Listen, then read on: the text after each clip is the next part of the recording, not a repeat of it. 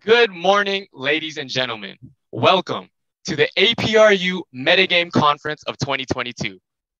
We are glad that you are joining us on the second day of the Digital Entertainment Leadership Forum, also known as DELF, hosted by Cyberport, Hong Kong. To our honorable guests and online viewers, it's a pleasure to meet you. I am your co-host of the day, Trevor Nguyen, alumni of the University of Washington and the APRU Esports Fellowship Program. The Metagame Conference of 2022 is hosted by the Association of the Pacific Rim Universities, or APRU, in partnership with Cyberport Hong Kong and the Hong Kong University of Science and Technology. Thank you, and I shall pass the virtual microphone to my good friend James.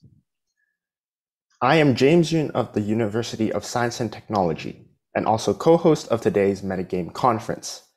We thank the partners of the APRU Metagame Conference, including Adidas, Moonlab, Next 10 Esports, Planet 9, and all of the APRU universities that lead the APRU Esports program. We also thank all who contributed to the development of this conference, including the Korea Advanced Institute of Science and Technology, Nanyang Technological University Singapore, National University of Singapore, Overwatch, Salix Education, Tecnológico de Monterrey, the University of British Columbia, the University of Hong Kong Space, University of Hawaii at Manoa, Universidad de Chile, University of California, Los Angeles, University of Southern California, Voice for Intercollegiate Esports, and Zhejiang University.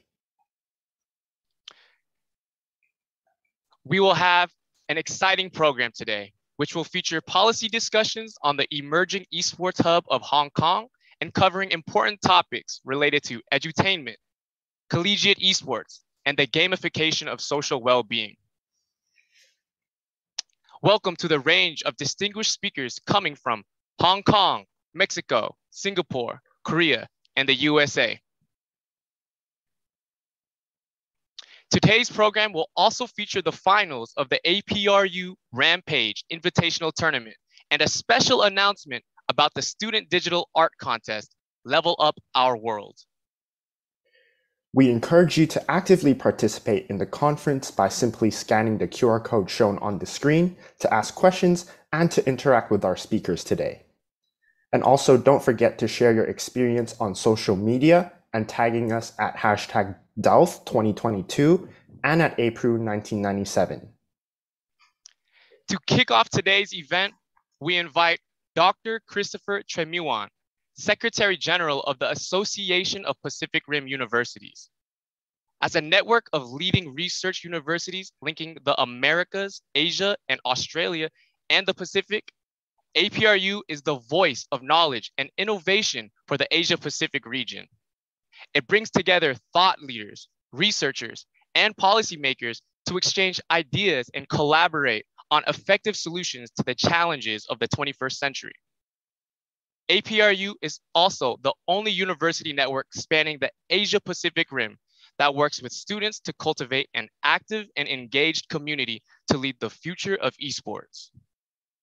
Dr. Tremuan, please. Welcome to the APRU Metagame Conference, held in partnership with Cyberport Hong Kong and the Hong Kong University of Science and Technology. I am grateful to our host, Mr. Peter Yan, CEO of Cyberport, for including this international conference as the spotlight event of the DELF Forum. Esports is one of the strategic pillars for Cyberport. So we are building a strong partnership between APRU and Cyberport for the development of the esports ecosystem in Hong Kong and in the Asia-Pacific region. Cyberport has supported the APRU Esports Fellowship Program by offering students access to the industry through workshops, internships, and entrepreneurship opportunities, as well as partnering on the Metagame Conference for the last 3 years. APRU established our International University Centre at Cyberport early last year. The centre provides an opportunity for all 60 APRU member universities from around the Asia Pacific to work with over 800 startups and technology companies at Cyberport. We brought our international network to Cyberport to help empower innovative talent and develop the industry. During last year's Metagame Conference, our members presented a variety of perspectives on the esports ecosystem emerging from policy discussions, next generation learning, and gaming and competitions. The keynote address then by Mr. Sam Barrett from the United Nations Environment Programme provided ideas on ways the gaming industry could support the global environmental agenda. As a network reaching over 2 million students from 19 countries and territories, APRU highlights the opportunities for students in their universities to gain new knowledge and skills. Students are already innovators in creating the esports ecosystem and are often highly talented leaders. Their wide-ranging activities include competitions, educational programs from the sciences to the humanities and social sciences, research into the industry and its social implications, its potential for social well-being, and for problem-solving global challenges. Programs for diversity as well as educational pathways to other careers are also key features. Employees are increasingly interested in the skills that are required through team decision-making under extreme pressure, while scientists want to know how the brain functions under these circumstances.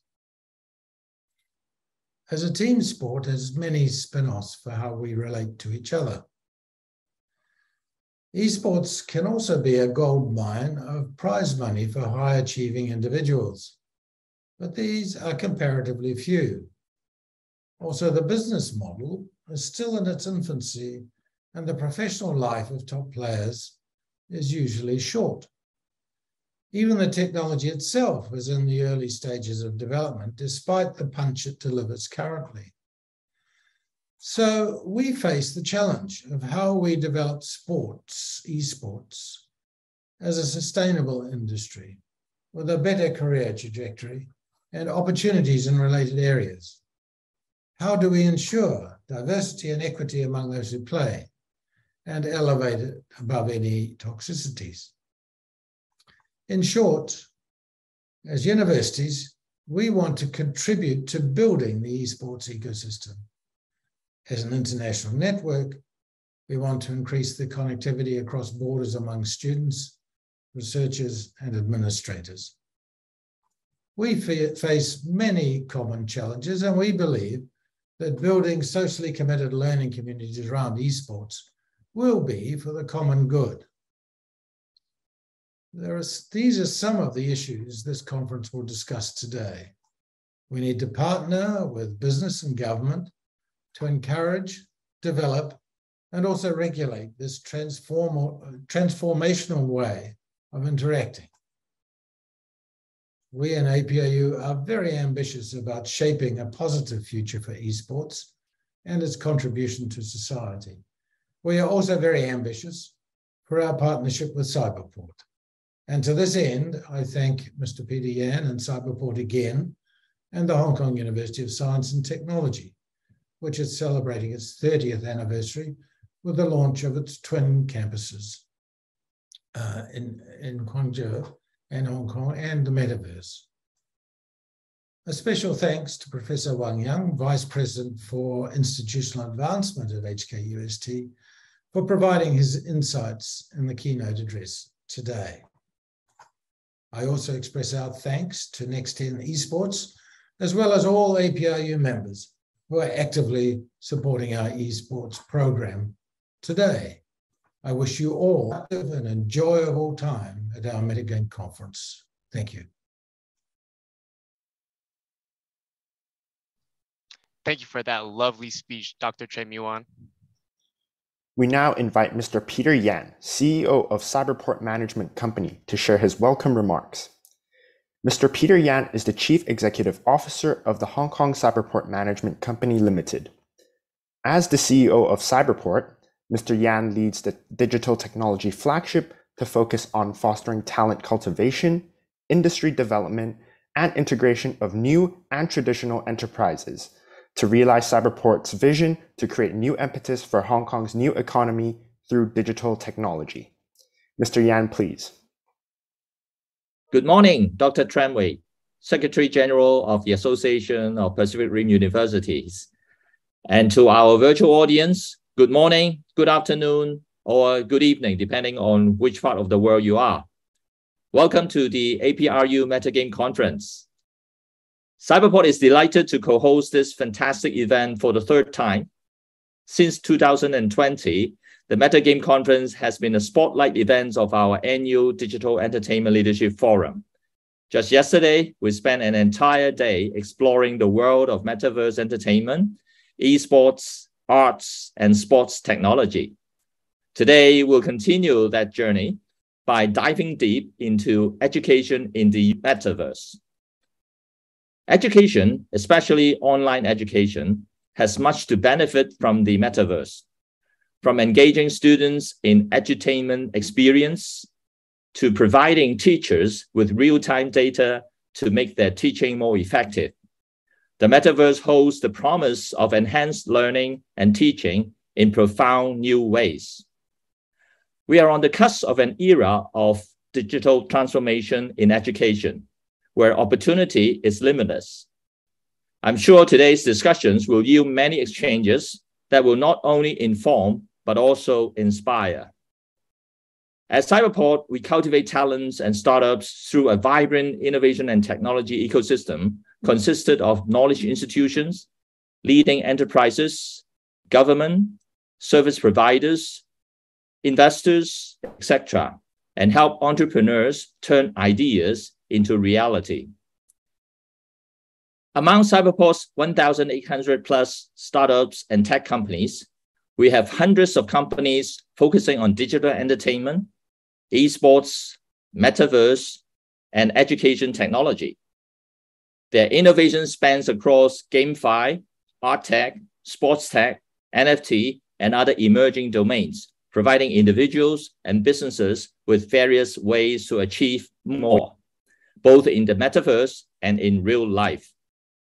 Many are utilizing 5G technology too, to realize the metaverse massive synchronous online experiences.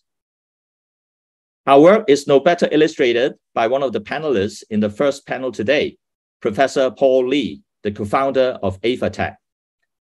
Paul first participated in the Cyberport University Entrepreneurship Program as a PhD student, turned his idea into a prototype using the Cyberport Creative Micro Fund of 100,000 Hong Kong dollar, and then joined the Cyberport Incubation Program with training, business matching, investment matching, etc., plus $500,000 Hong Kong dollar funding subsidy to transform the prototype application he developed into an education technology startup business. AvaTech provided an AR sandbox for schools, and the company has now evolved into a metaverse company. With so many opportunities, we need a steady stream of leaders to drive continued changes and progress. APRU Esports Fellowship Program does exactly that in nurturing young leaders to make a difference.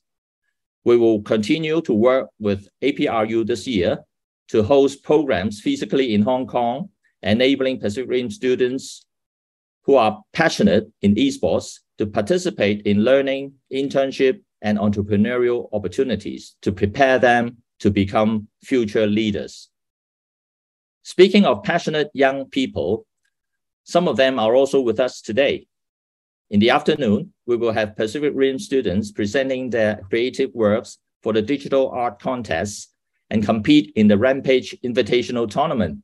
Don't miss out on their performances. I wish you all a fruitful and inspiring Metagame Conference, and I encourage you all to explore the Decentralized Metaverse arena in which the conference is presented, and enjoy the first ever Metaverse Conference with play to earn experience. I look forward to working with you to unleash the Metaverse powers for education, society, and together to turn a new page in innovation and technology. Thank you very much. Mr. Yan. I now invite Professor Wang Vice President for Institutional Advancement, the Hong Kong University of Science and Technology, to provide the keynote address. Professor Wang has been leading HKUST's institutional advancement since 2020 and is also Chair Professor of Mathematics. During his tenure as Dean of Science and Head of Mathematics, Professor Wang founded the HKUST Big Data Institute and launched the popular Big Data Technology MSc program. Professor Wang, please.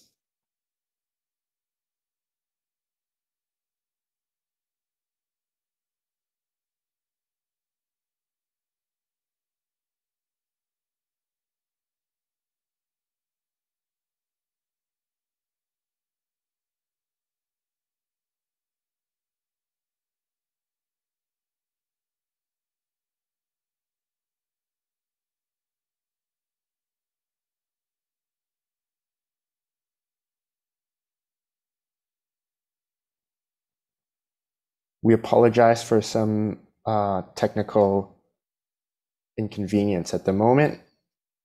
Please give us a second.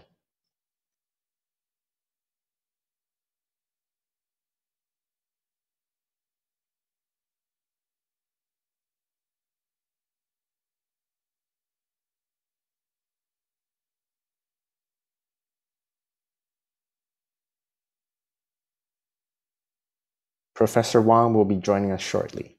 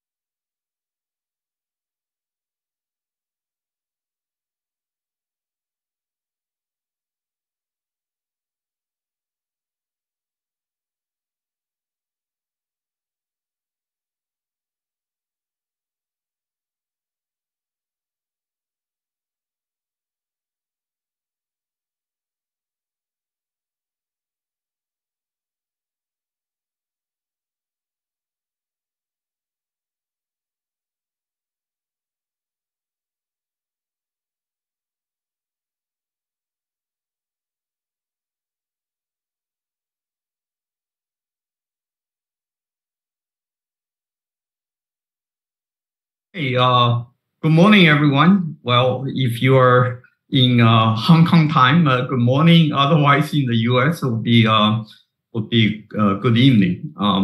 So today, I would like to share with you the HKUST Metaverse Initiative. Okay, so originally, I was thinking of talking about a bit more than just the Metaverse Initiative.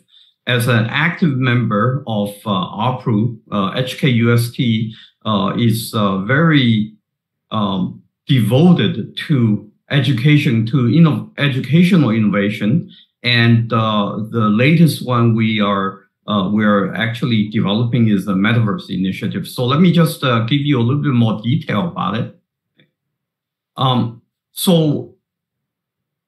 So the idea is the following. As many of you already know, HKUST has established a campus in Guangzhou called which is of course HKUST Guangzhou, and is scheduled to open this September 1st. Okay, so we have only a few days until the opening of the campus, and the students in HKUST Guangzhou will actually share some of courses with HKUST in Hong Kong, in Clearwater Bay.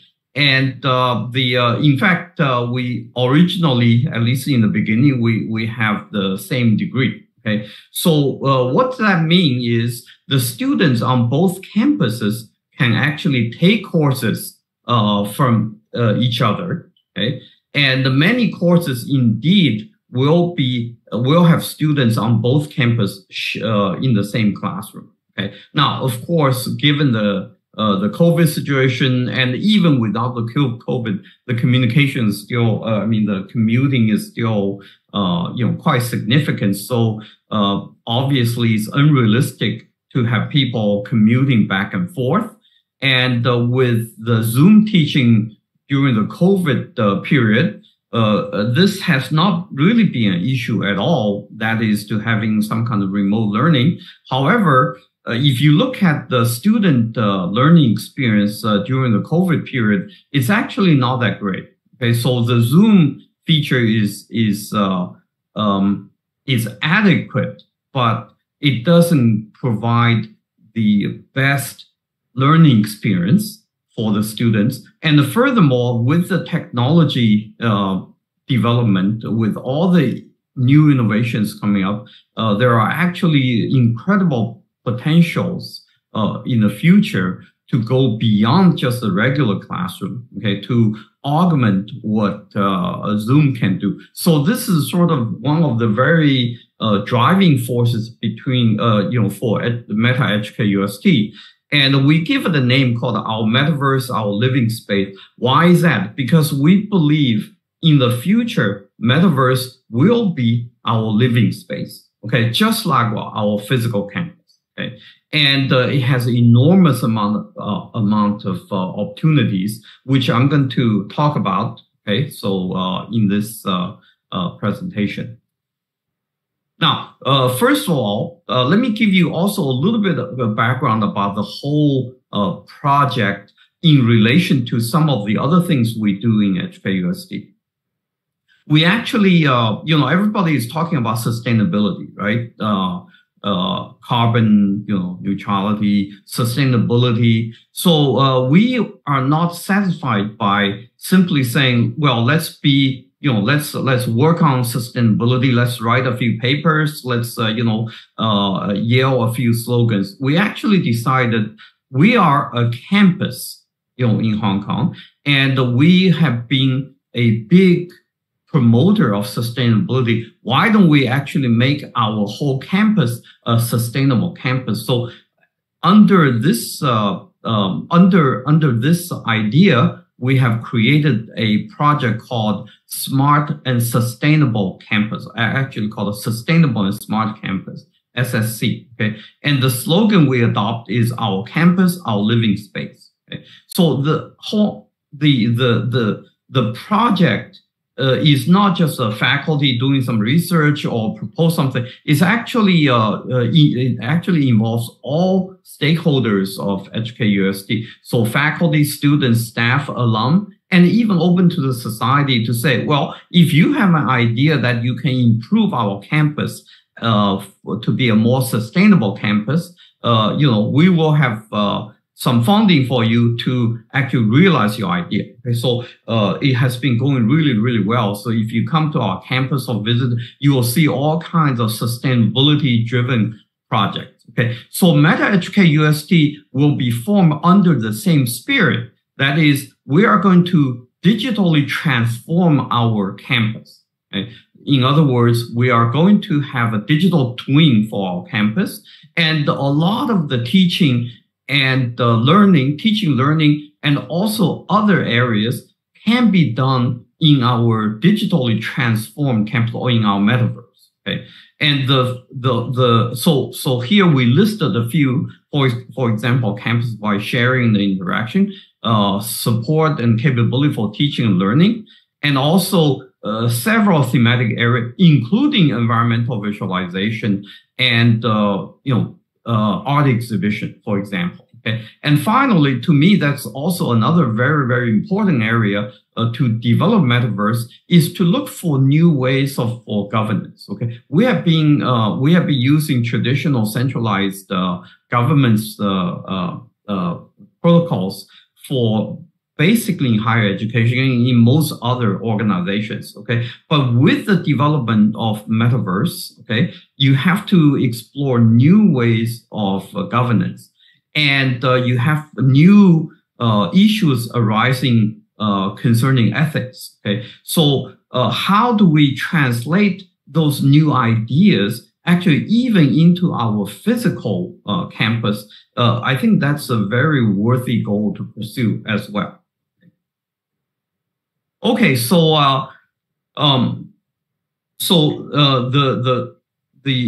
the beginner, of course, I already talked about why we are trying to develop, what's the driving force behind the Meta HKUST project, okay? Because we actually have a need. Okay? We actually have a need to enhance the learning and teaching experience, okay? So we decided to create this, physical digital twin campuses, linking the Guangzhou, HKUST Guangzhou and HKUST Hong Kong together. Okay, so we are already in the process of building two what we call metaverse classrooms. Even though it's really beginning with the physical classroom with all the AR, VR equipment and hardwares, but later on it will be much more extensive. So we are actually in the very beginning stage, but the work has already started. Okay, and you can see augmented reality will also play a very important role. Okay, and in fact, I do want to talk a little bit about the need for some of these. For example, we are short of lab spaces. Okay, teaching lab. Faculty, of course, research have their own research labs. But we also, for students, we also have those teaching labs in chemistry, in biology, in physics, okay? And a lot of engineering as well, and a lot of experiments engineering. So because we're actually short of spaces, we're actually thinking of using augmented reality, okay, to do some of these lab work. Okay, so some of the demos I have seen, not by my university, but by companies and innovators, have been quite impressive. So we are working very closely, trying to collaborate with them and to develop our own augmented reality teaching lab and courses. Okay, and the VR, of course, we all know about that. Now. So this is basically a sort of the flow chart of what we try to do. And you can see I have already touched upon quite a few things. In the center is something called a Meta HKUST Together platform. So what does that mean? Okay, it simply means anybody can be part of this and contribute to building Meta HKUST, okay? And what we have found in the past through the Sustainable and Smart Campus project is, in fact, if we only say, Professor X, you have a team, please do this. Professor Y, you do this, or blah, blah, blah, you do this. That's not going to work, okay? So a lot of the very innovative projects and very vibrant, environment was created by, opening this whole thing up to the community, mostly students and alums. Okay, so we're going to do exactly the same thing. I understand that, obviously this would involve building a truly open platform. Okay, and this is what we plan to do. And here we also mentioned, for example, tokenization and NFTs. So this is also part of our digital transformation. Okay, so for example, in the future, we're thinking perhaps all our graduation certificates can be done using NFT, for example. Okay, so and education has meets the metaverse. So metaverse has incredible potential for education, and this is something we're trying to do. Okay, so this is going to be fairly long, of course, but we're thinking that many of the courses can be taught, okay, either as well using in metaverse or much better.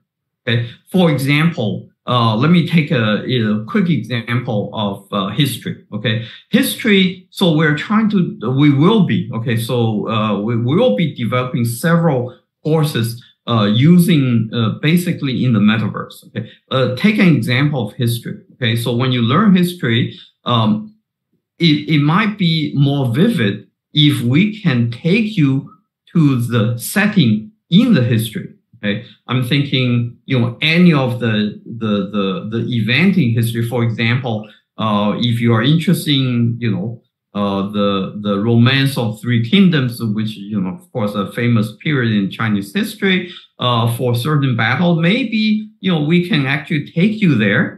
And you can be the commander for one of the battles. Okay, I mean, these are, of course, down the road, but some of these possibilities are just very, very exciting. Okay, now for some of the immediate thing we could do is engineering.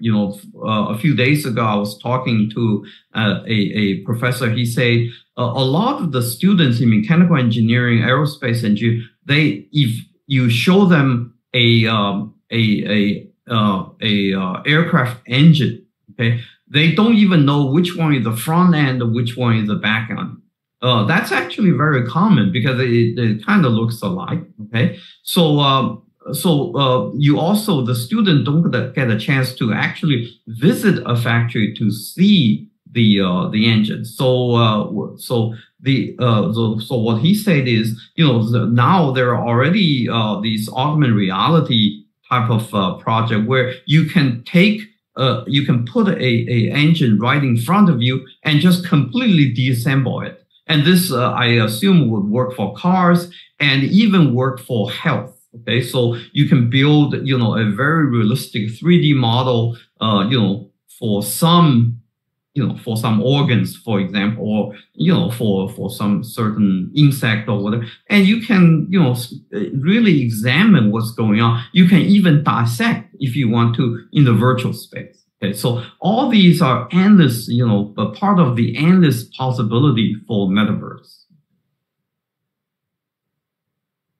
And of course, I already mentioned that this immersive experience for students can give you a much more impressive and much more vivid teaching experience, teaching and learning experience. Okay, as I already mentioned, visiting historical event, travel through space, and go through, inside the body, for example, okay, taking a 3D tour, which you often see in some TV shows, taking you inside the human body to see how human body works. Okay, all these are really, as I said, extraordinary opportunities we have in the future to truly innovate education. Okay, and also we of course we are not satisfied just being doing meta HKUST. Okay, so in the future we feel that for whatever we have developed, okay, so being labs, the metaverse lab and the courses, we would like to open it up to the community. Okay, and in my view, metaverse is one particular tools, in fact, a powerful tool to promote to promote equity in education. We all know what's going on, in the society now, especially in Asian society. There are a lot of pressure for students to learn, and a lot of resources being spent, beyond classrooms. Okay, and all these resources being spent, I mean, it actually puts a lot of burden on certain families, especially on the lower income families. However, through the development of metaverse education, this can be a effective equity opportunity or a tool for equity. Okay, so that's why I think in fact, for the societal development, we have a need to develop metaverse education. And the other thing we have been talking quite a bit in our university is decentralized education. Right now, education is highly, highly centralized. Okay, so especially in the Asian communities, for example, in Hong Kong, in China, you essentially don't have a whole lot of tracks to get into a university. You have to take in Hong Kong would be an entrance exam called the DSE, and in China, of course, it's well known that you have a tough national entrance exam. However, education should be much more diverse than that. Okay, so we believe that through the development of education metaverse or metaverse education, we can create a much more decentralized, a much more diverse educational landscape. So finally, my time is kind of up. I like to use just a little bit of time to talk about why the advantages of doing this in Hong Kong. Okay, so first of all, I think Hong Kong is a very unique place. It's a world leader in digital realm. In fact, there was a recent ranking of digital competitiveness. Hong Kong came out #1 in Asia and second in the world. Okay, so we know we have incredibly good infrastructure in Hong Kong as far as communication and internet and also the basics of digital infrastructure. Okay, now Hong Kong is also very international. It blends the culture, the local culture in Hong Kong, which is actually quite unique, but it also blends with the Chinese culture and the international culture. So it's a true international hub, and it's a financial center. So we have a lot of need for internationalization, and it also has a lot of resources to develop digital economy, and in which metaverse is a big part of it. Okay. Now the other thing is China has adopted a very different track. China has been very aggressively promoting metaverse and the blockchain, digital economy. However, it has taken on a path that is quite unique. It's in a way, it's more centralized, it's more alliance-based, while the rest of the world is going into a more decentralized framework. Okay, so in Hong Kong, we are the one country, two systems. Okay, so in fact, when President Xi Jinping came to Hong Kong on July 1st, he emphasized that Hong Kong has to take advantage of the one country, two system.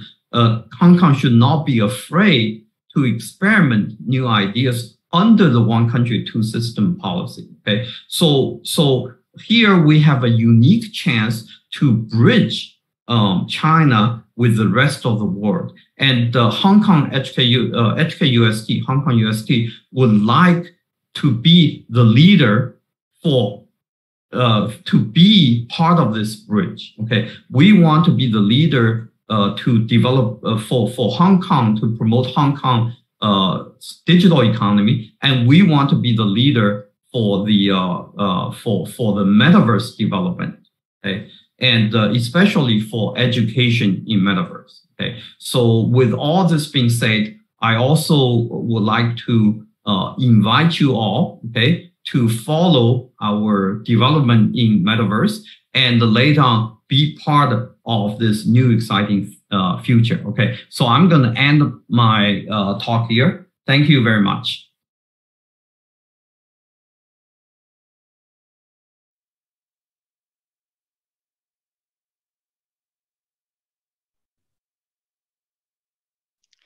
Thank you, Professor Wang, for such an amazing presentation.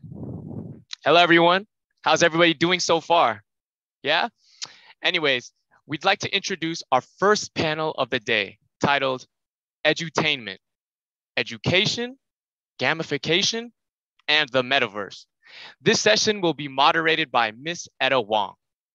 Ms. Etta Wang is the Director for USC Hong Kong International Office, Strategic and Global Initiatives.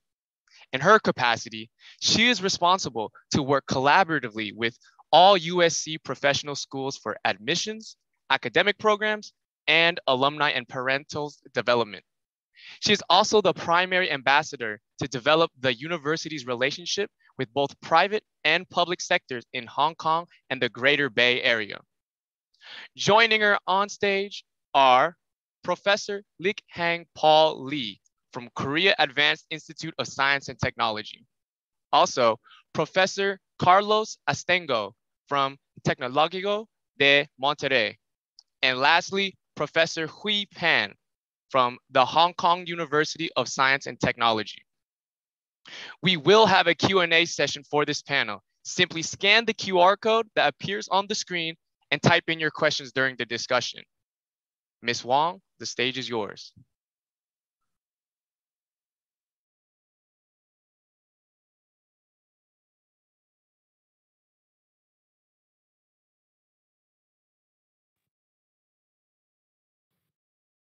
Hi, everyone. Thank you so much for joining us today. I'm very pleased to kick off the first panel of APRU Metagame 2022 virtual conference.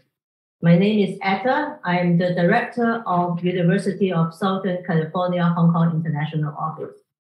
2 years ago, I also had the same honor to be the moderator of APRU Esports Conference.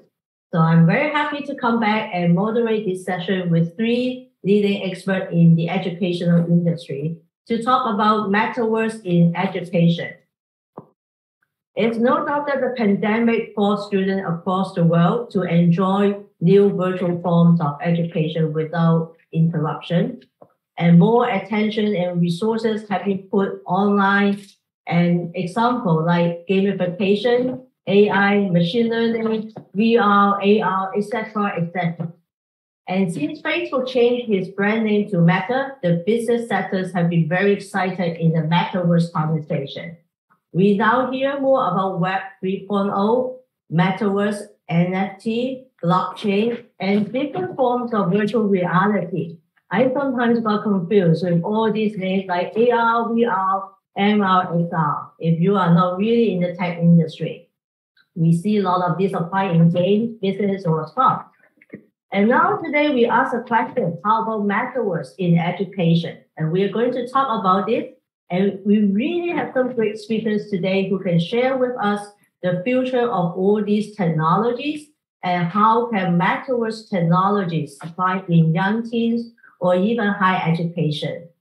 How will that affect the future of our children and how the learning experiences will be transformed? What can we envision Metaverse can create a complete new horizon of learning? I'm sure it's not just a 2D, 3D, or a discussion about physical or virtual, but what else? What is going on right now? At the same time, what are the pitfalls and dangers to avoid? How about the concerns of emotional learning, identity, or privacy? Now, I would like to welcome our panelists to take the virtual stage. We have Professor Pauli from Hkusd, Professor Astengo in Mexico from Technological Monterrey, and lastly, Professor Pauli from HKUST. I will ask each of you to provide your initial remarks on edutainment, education, gamification, and the Metaverse. Each of you will have about 8 minutes. And after all the presentation, I will address some questions. Depending on time, we will also address some questions from the floor. So audience, please do type up your question in the Q&A box. And then I will make a closing remark for this panel. To start with, I would like to introduce Professor Pauli as the first panelist. Professor Lee is the Assistant Professor, Department of Industrial and System Engineering, Graduate School of Data Sciences at Korea Advanced Institute of Science and Technology. He has built and designed various human-centric computing, specializing in AR and VR. He is also an entrepreneur, started his own company, specializing in young kids' education in Metaverse. So Professor Lee, may I now pass the platform to you? And you will have 8 minutes. Thank you. Yeah. I can hear you perfectly, Professor Lee. Yeah. So, good morning, everyone.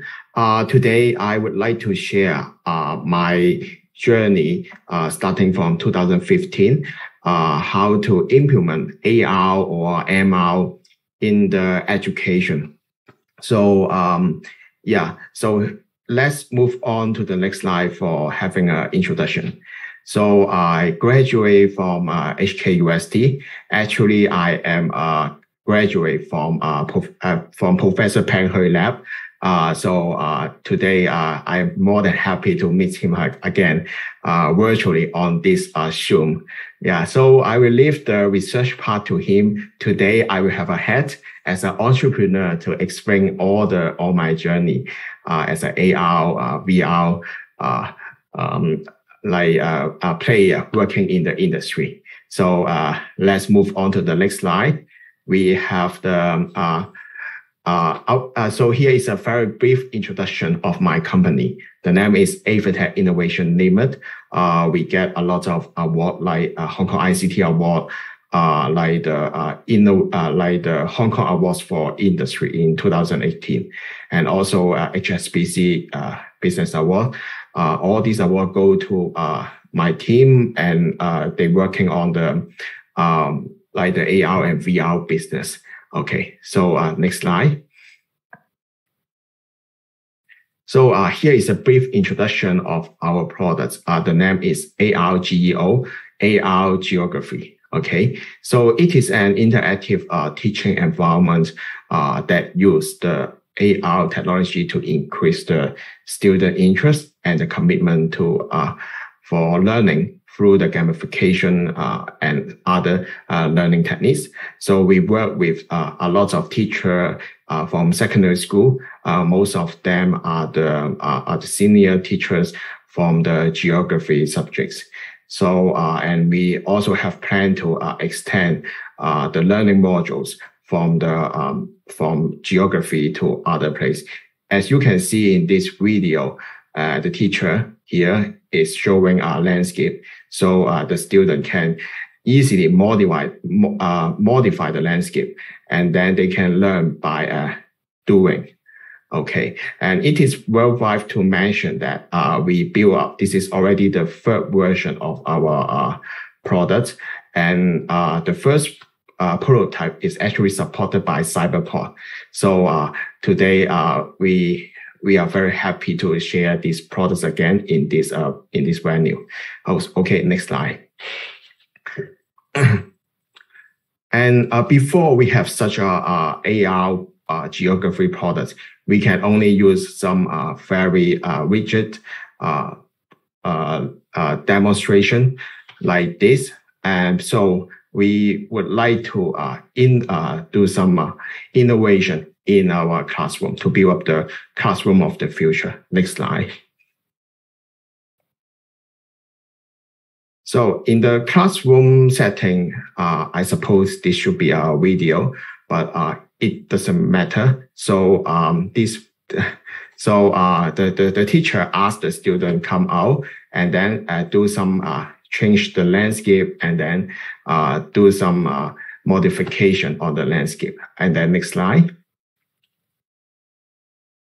But here is the thing. You can imagine we have such a machine in the physical classroom. During the COVID-19 pandemic, we know that we have lockdown in the region or in Hong Kong. So people or students and teachers, they need to stay at their home, and then all the things go to the online teaching and learning. So to make sure that the student and the teacher can make a sustainable way to learn with the AR or VR, we build a new version on the iPad as a virtual environment. Next slide. Because we already have a group of users, like more than 150 schools in Hong Kong, Shenzhen, and Macau, and also some university like University of Hong Kong and University of Macau, and some public organization like Hong Kong Science Museum as well. Next slide. So can you play the video? Sorry. Yeah. Okay. So here is the function of this virtual environments. So students can modify the landscape just by tapping on the touchscreen. And also the teacher can use the measurement tools to teach the geography here. And then they can import some preset landscape. So, and also we have the classroom account management. We know that teachers are super busy during the COVID-19 pandemic. And also we have the AR. So after we create the landscape, the AR pop-ups can become an illustrate for facilitated discussion, even they stay at their home.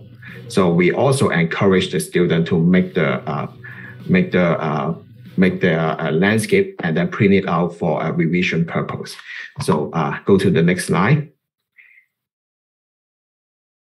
Yeah, so we cover a lot of topics like geography. And so actually the app is already available online on the App Store and Google Play. And next slide. And we just like the keynote speaker mentioned that during the COVID-19, all students go stay at their home. And also we also have special care to some students, like the cross-border student, so they can still learn properly with our technology. Yeah, next slide. And so we also focus on a lot of teaching content building. Actually, we have a community, and also we work with the Oxford University Press. So you can see all the existing curriculum can work with our virtual environments, and they build up some case study as their group projects. Next slide.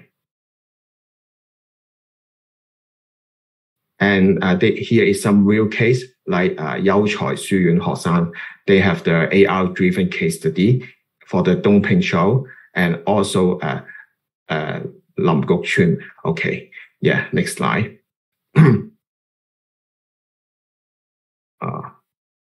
So we also organize some workshop. We are afraid that the teacher or student are not very aware about products. So we do a lot of marketing campaign for this.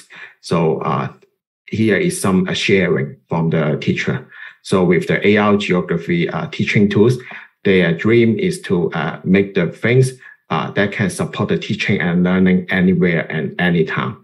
So and they hope that the visualization tools in the augmented reality can improve their teaching and learning. Next slide. And we also get a lot of media coverage, for example, on the Now TV, RTHK, and TVB as well. Next slide. And also we have reported by the Yishou magazine and some others newspaper as well. Next slide. So here we come to the final slide. So the future, we can see that after the COVID-19, we treat the COVID-19 as a catalyst to moving all the physical class to a virtual physical blended one.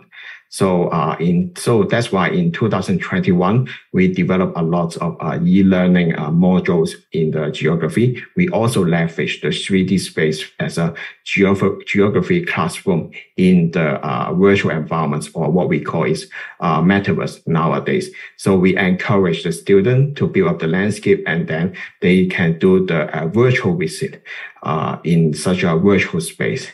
So we may claim that we are the first company building the Metaverse geography in Hong Kong or in the region. So next slide.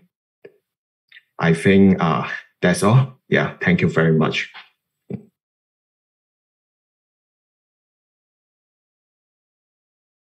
Thank you, Professor Lee, for this exciting Metaverse geography tools in the classroom. May I now invite our second panelist. We will now bring you from Korea to Mexico right now with Professor Estengo on the stage. And Professor Estengo is the Associate Director, Science Department, School of Engineering at Tangio de Monterrey. Some of highlight of his research focus, but not limited, is artificial intelligence, gamification, pathfinding, block traffic navigation, which is a new term I just learned about, is to solve using technology to solve traffic congestion. He is also the former Educational Innovation and Research Office Director and National Director for the Faculty Development and Educational Innovation Center at the university that he is serving.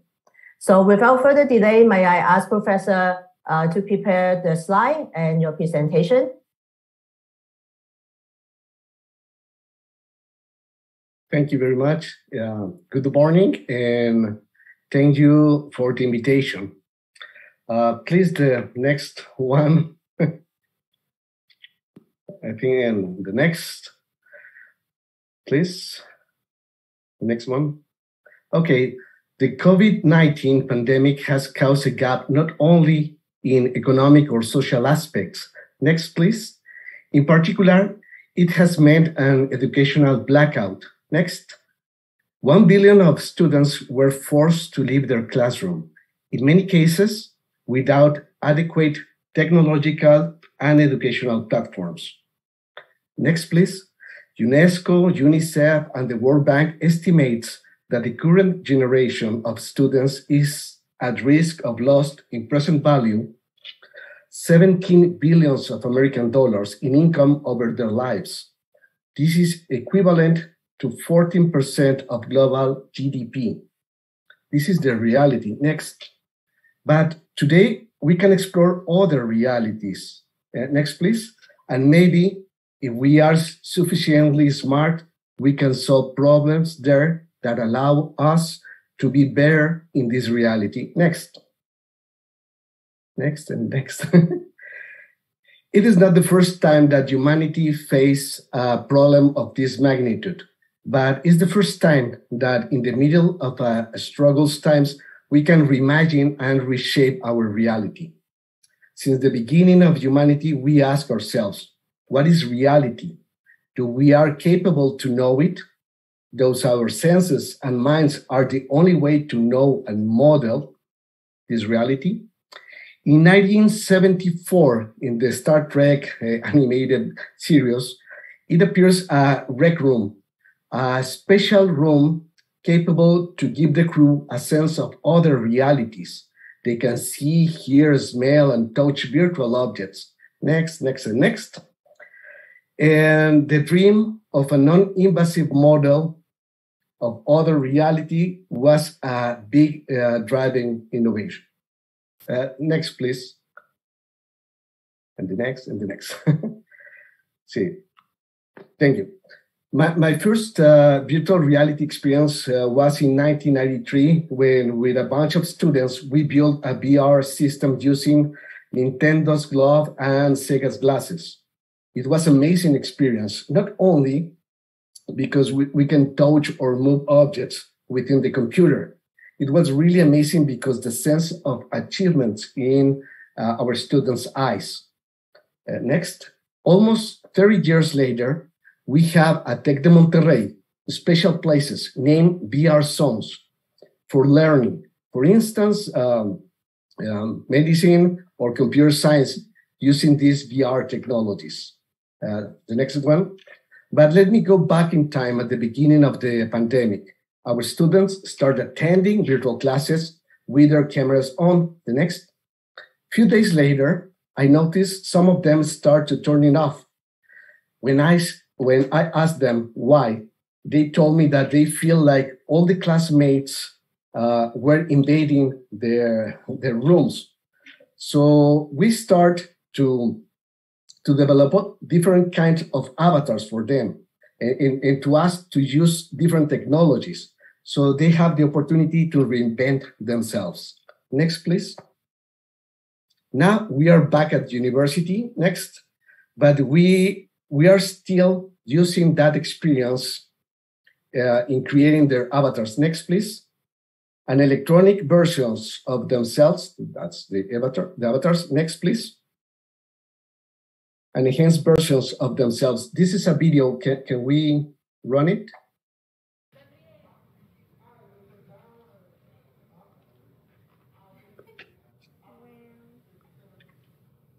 With their avatars, they were ready to interact with other person. Next. this is actually the final result for her avatar. Then the Tec de Monterrey decides to create the next level, a specific virtual environment. And next, please. It's our own metaverse. We name it the Virtual Campus. Next, please. 15,000 students have already lived a digital experience designed for their learning. Next. My students, for instance, live a scavenger hunt. So they went to different places, including exploring the sea, in order to find clues that lead them to solve challenge, and those challenges lead them to new clues. So it was amazing. Next, please. But the idea of metaverse is not new. Well, this is where we are celebrating. The next one, please. The idea of a metaverse is not new. 20 years ago, in 2003, Leiden Lab develops a virtual world named Second Life. Next. Residents of this virtual world were able to explore it and buy virtual land or build virtual homes. It is remarkable that avatars were not imposed to follow physical laws. They, for instance, had the ability to fly. Next. In the virtual world, I found a lot of schools and universities, and all of them were built in a traditional way, using the front of the class for the lectures. The most innovative, next please, were without a physical building, but still with the use of big screen for lectures. Next please. The lesson is clear. Innovation is not only technology. It's a change of mind. It's about to be creative and being able to generate value. Next please. Nowadays, we are trying to incorporate object manipulation, haptics, using AI cameras, next, for an immersive learning experience.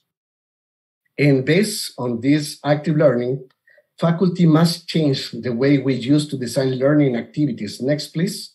Not all is about virtual reality. We have the potential to enhance reality with information or adding objects in augmented reality. Next, please. Here we have a lot of challenge, but when we realize that learning is a sharing trip with your students, it is more easy to challenge them, to guide them, and enjoy their achievements. And next. It's a video about how we teach augmented reality. But I would like to talk a little bit about a quite new project. Please, the next. This augmented reality. Next, please. And next.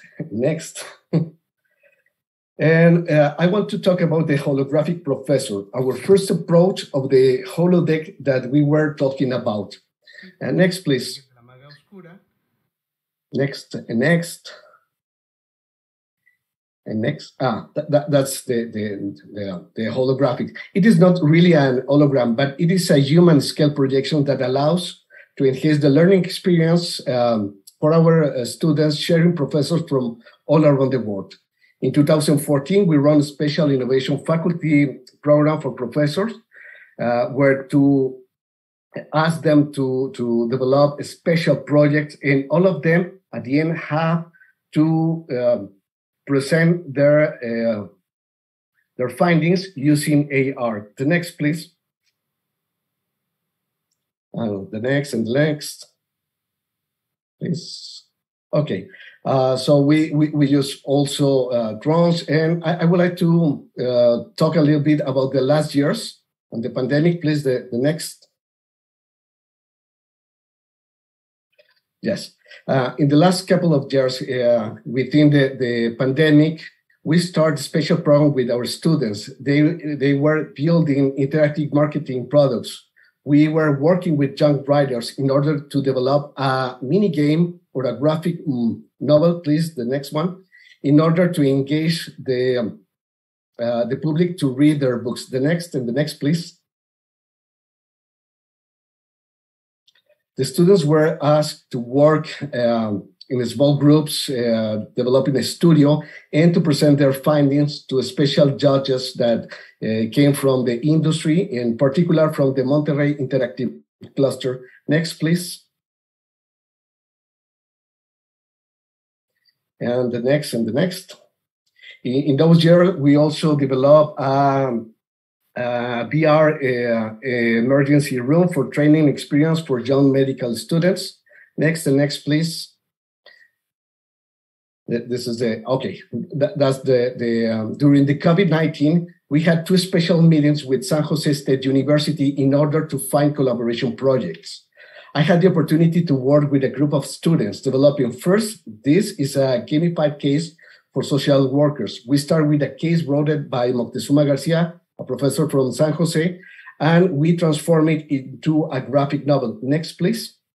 And second, next, please. We work with Alan Wang, also from San Jose State University, in a special video game product in order to teach young students about cybersecurity issues. Next and next.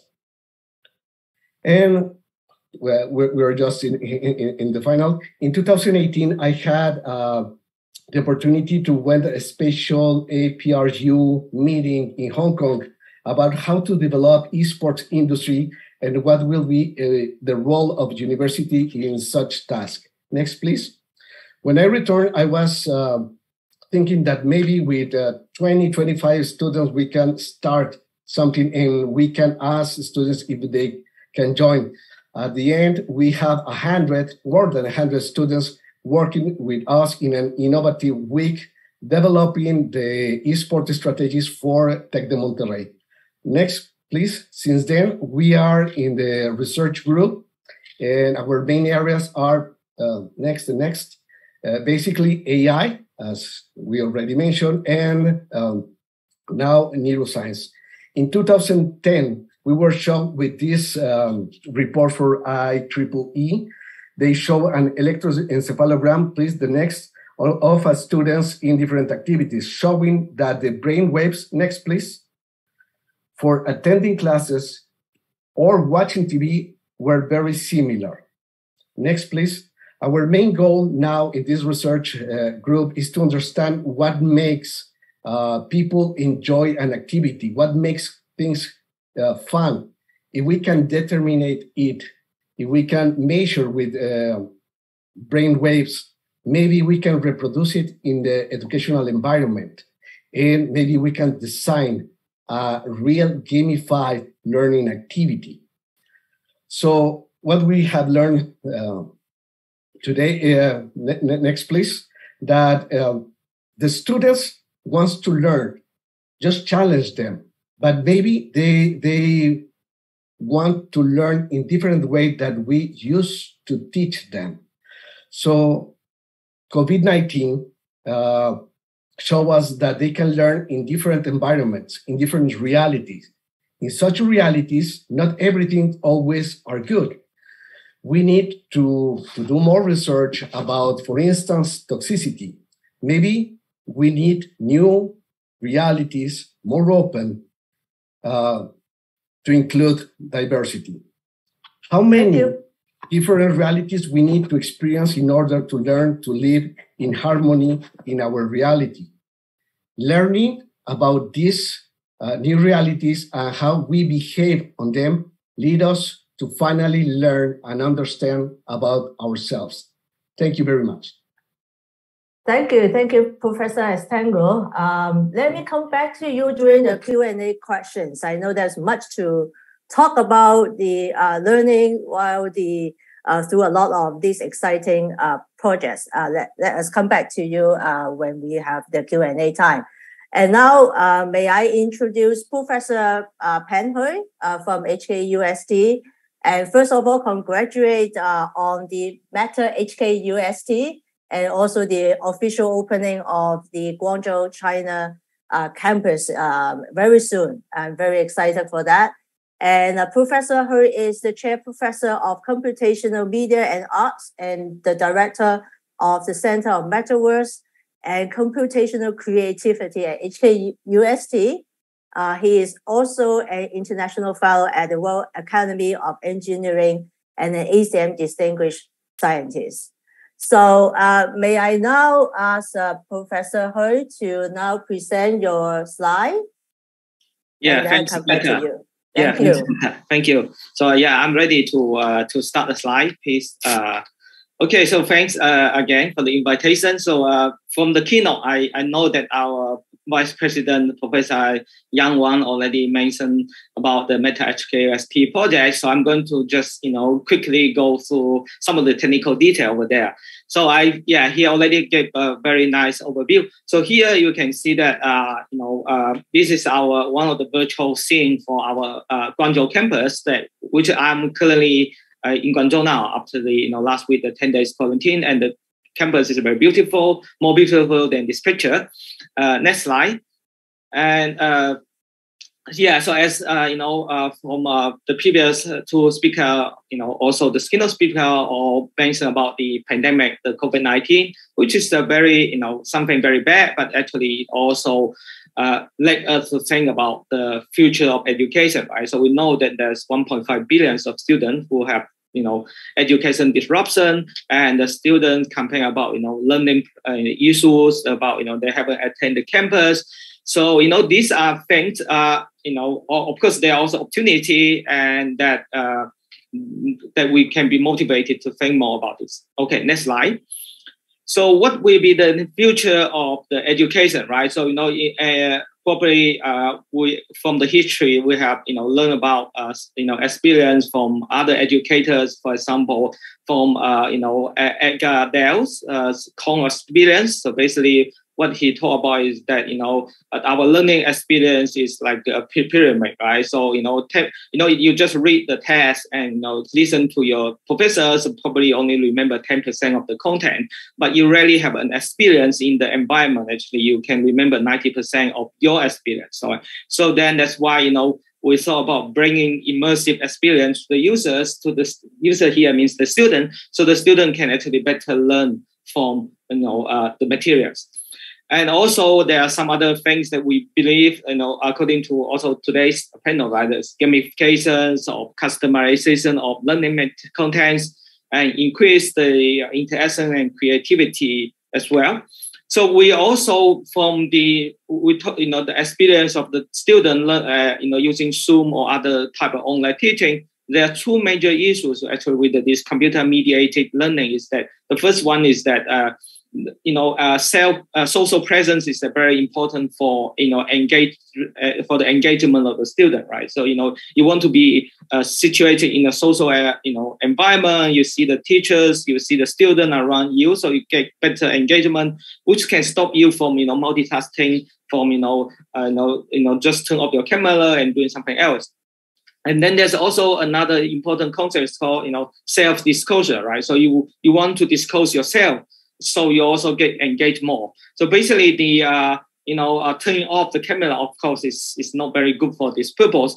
But physical classroom would be good for the self-disclosure, because the other people can see what you wear, other people can see how you look like, right? But at least in the avatar case, that you also decorate your avatar, so still others can also see how your avatar look like. So based on all this motivation, and also have the motivation that we have two campuses, so we have this Meta HKUST project. Okay, please, next slide. So the Meta HKUST project is not only the digital twins, not only the virtual world, but we also want to make the campus live. We want to create something like a physical digital metaverse.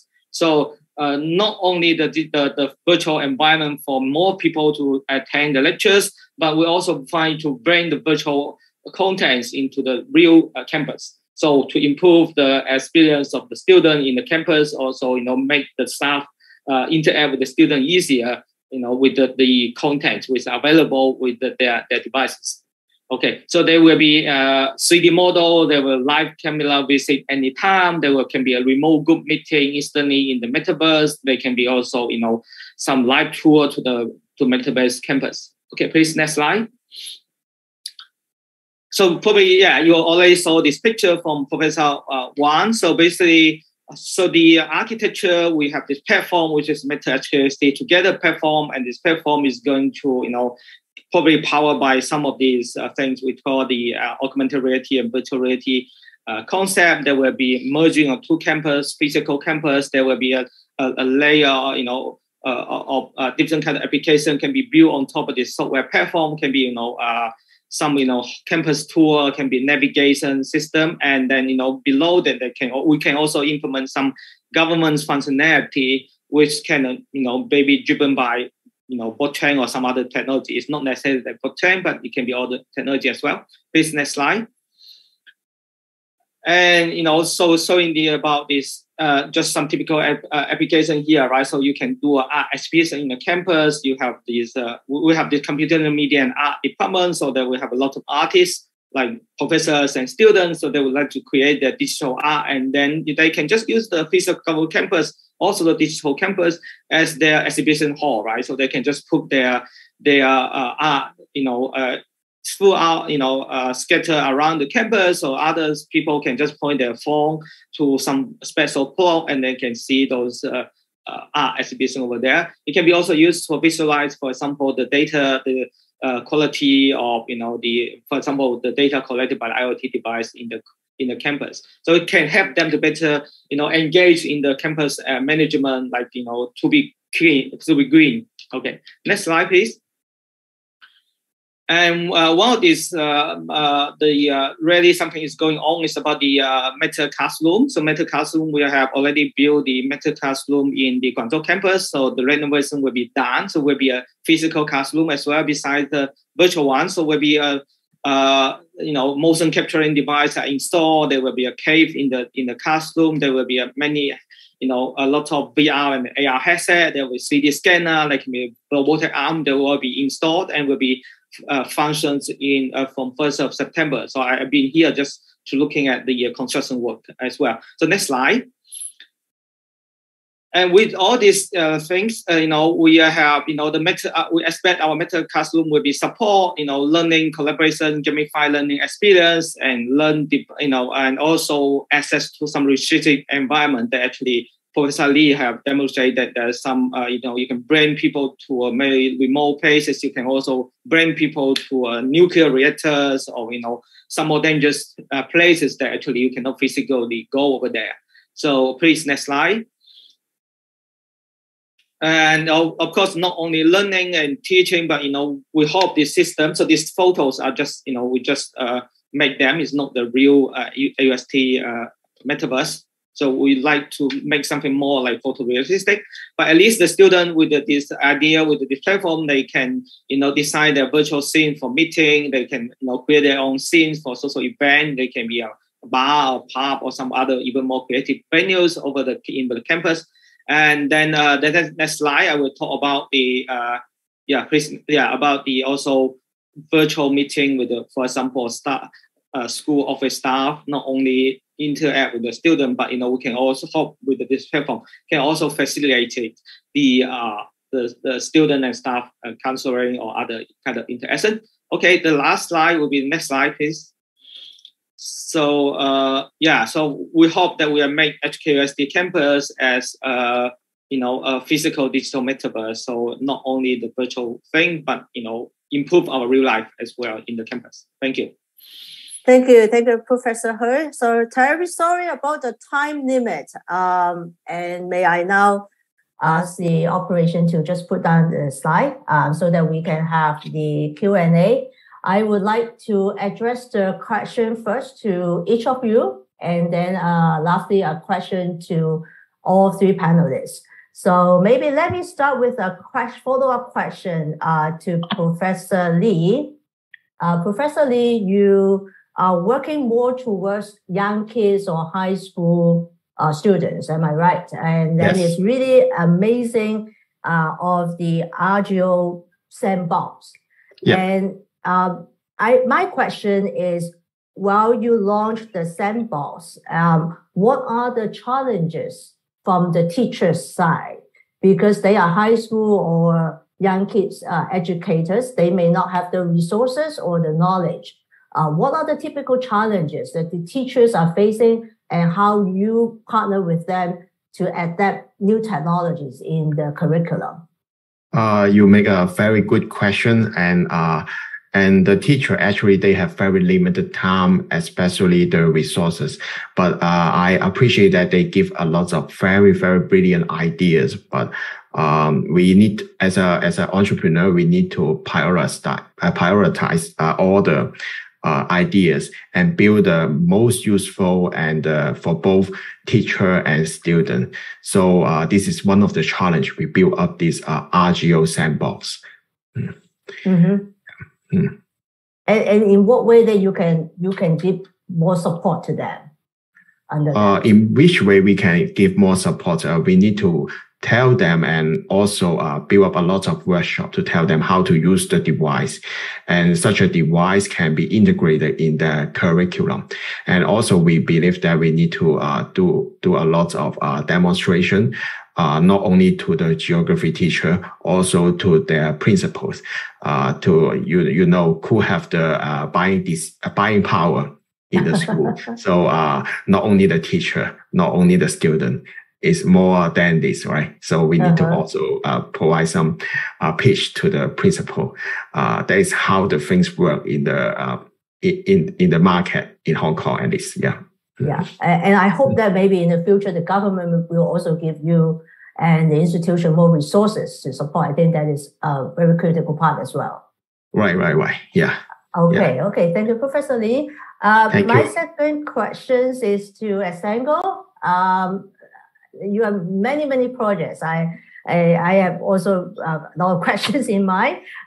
Maybe a highlight in terms of one of your projects, and you mentioned one very good point. It's not just about technologies, right? It's the way how we use technologies and make it more interactive. Can you just give us some advice or your experience sharing how educators really can use or leverage new technologies for a more fruitful learning?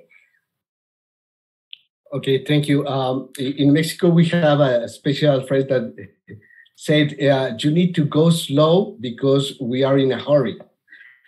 That means you need to do your baby steps in innovation, but you have to be aware that we are moving towards. So you can spend a lot of time doing, but you have to start and do it slowly. There is a special model from Puente Dura that it's called the SARM, and this is for substitution, augmentation, modification, and redefinition. And these steps, from my point of view, is a good start for adopting or developing technologies and innovation.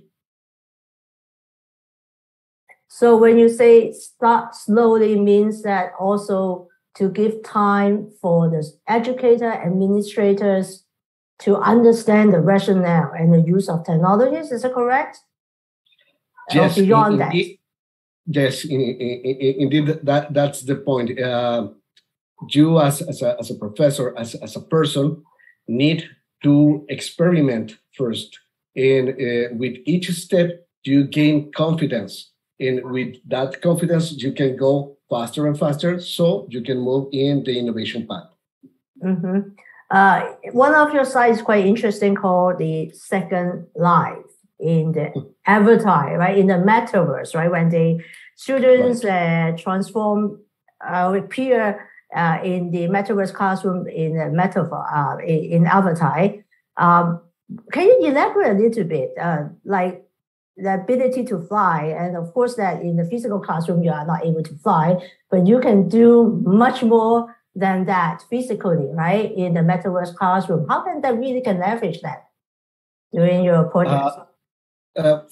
From my point of view, using this model that I just mentioned, maybe we can think about digital twins only as a substitution. I mean, we can recreate our universities and our classroom for our students so they can be there. But maybe if we can move forward in these steps, maybe we can have the students, for instance, they want to learn about biology. So why do I have to put them in a classroom? Why don't ask them, hey, okay, kids, let's see each other within the cell. Let's see how the ADM works and be there. So, I mean, the metaverse gives you a lot of opportunities. So it's really a matter of how much you want to experiment. There, we do have a questions to you from the floor. Maybe I immediately address that. You point out that through AR, VR, we can really show us a new way of thinking. How can technology be applied for social good, climate change, or future pandemics? I think that probably echoed a little bit of my previous questions in terms of the new way of metaverse technologies in education. Can you hear that, Carlos? You said about diversity, sorry? Well, the question is how AR, VR can be applied for social good, climate change, or future pandemics. Okay. For instance, again, we can ask as students to develop special models to simulate.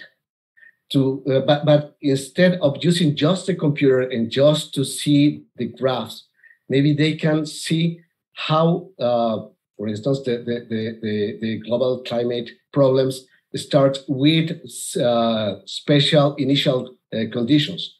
So at the end, if we don't do something, the world will end in, I don't know, this shape or with these problems.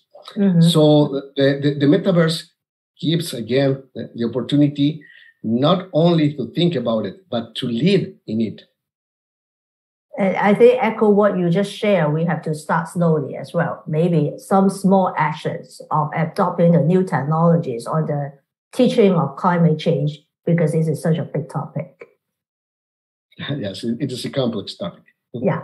Okay. Thank you, Samuel. And I come back to you later. Last questions to Ben, follow-up questions to your presentation. I think you have highlighted much more on the Meta HKUST, which is a Metaverse campus.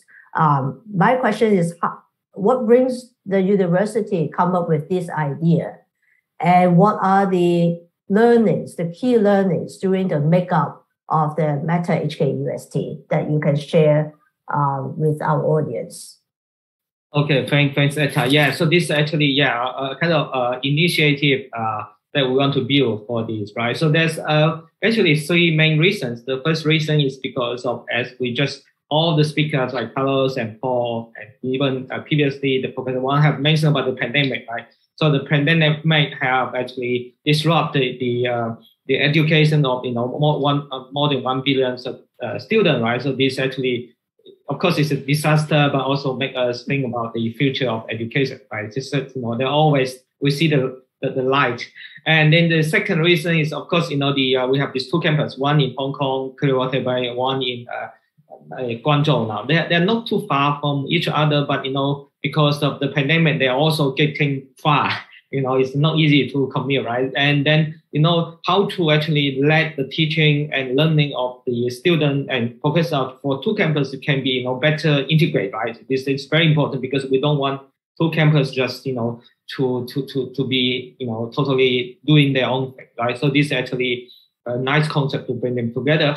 And the third thing is actually, again, all the speakers have, talked about that is that, the technology is now there, right? So we have all the, moving from, the history of, computation, right? So, technology get ready, 2011, there's, probably the blockchain technology that enable you to do ownership. And then we also have, 2015, the AR device, get a lot. And then 2016, the VR device, today, all of these devices get also cheaper. And then AI technology, edge computing technology. So, I think we are ready. So then, all kind of ready. So then it's a right timing to putting this initiative together.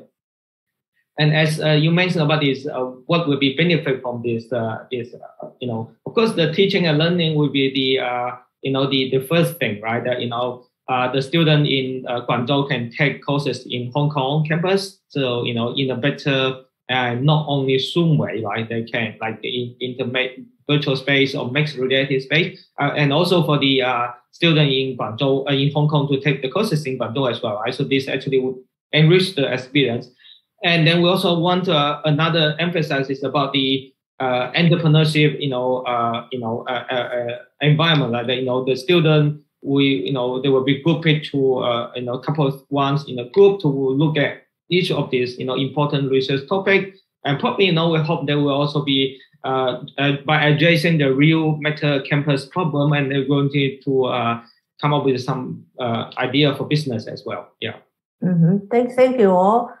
We do have a lot of questions from the Q&A box, but I don't think that we are able to address all. Let me maybe consolidate one main theme. I think many are concerned about the application. That is how we, as an educator, really can apply the new technologies like AR, VR, or etc. into a traditional learning environment. I know we have covered a little bit on that, but if I can ask each speaker, each panelist to give one recommendation in terms of the how application questions that you can share with the audience. Maybe 1 minute step or one key learning, one recommendation that you would recommend educators or schools that they can start learning how to apply the new technologies in one of their curriculum. So if I may ask, any of you would like to start first? Perhaps I can start first. I think in this panel, we already discussed a lot of technology aspect, and we also see that the hardware become more mature. And I predict that maybe in 2025, we will see a majority of students and teachers will use the virtual environments in the traditional classroom. But one very important thing is how the teacher become accredited to deal with the new challenge in the ethics, or how to manage the student in the classroom will be an issue. Thank you. Thank you, Professor Lee. Professor Estengo, can you also give us your recommendation on how? Yes, my recommendation is just ask your students that you want to experiment that technology. Allow them to work together, to share the experience. And at the end, as I mentioned, the learning process is a sharing trip between the professor and the students. Thank you. So sharing, okay. So use the brains from the students as well. So Professor Hkusd? Sure, thank you. Yeah, so I think everybody, we have mentioned about the advantage of all this metaverse learning and teaching. So I just want to just little bit put in some water here. This about that's the challenge as well in this system, right? That there will be some issues, for example, cyber sickness, right? The user have to understand, the teacher have to know that there's potential cyber sickness, that some people can get sick in the virtual environment, right? So then actually it's kind of, you need a kind of gradually adapting. You cannot just suddenly jump in and ask the student to wear the headset for 1 hour and not taking off, right? They may have some problem, right? So I think this process would be, take it like, also, like I was saying, maybe a little bit slow adapting this technology, and then get over there, and then then it will be better, right? So you understand the potential issue of this technology as well. Okay, Professor Hkusd. Well, I think that we really are running out of time.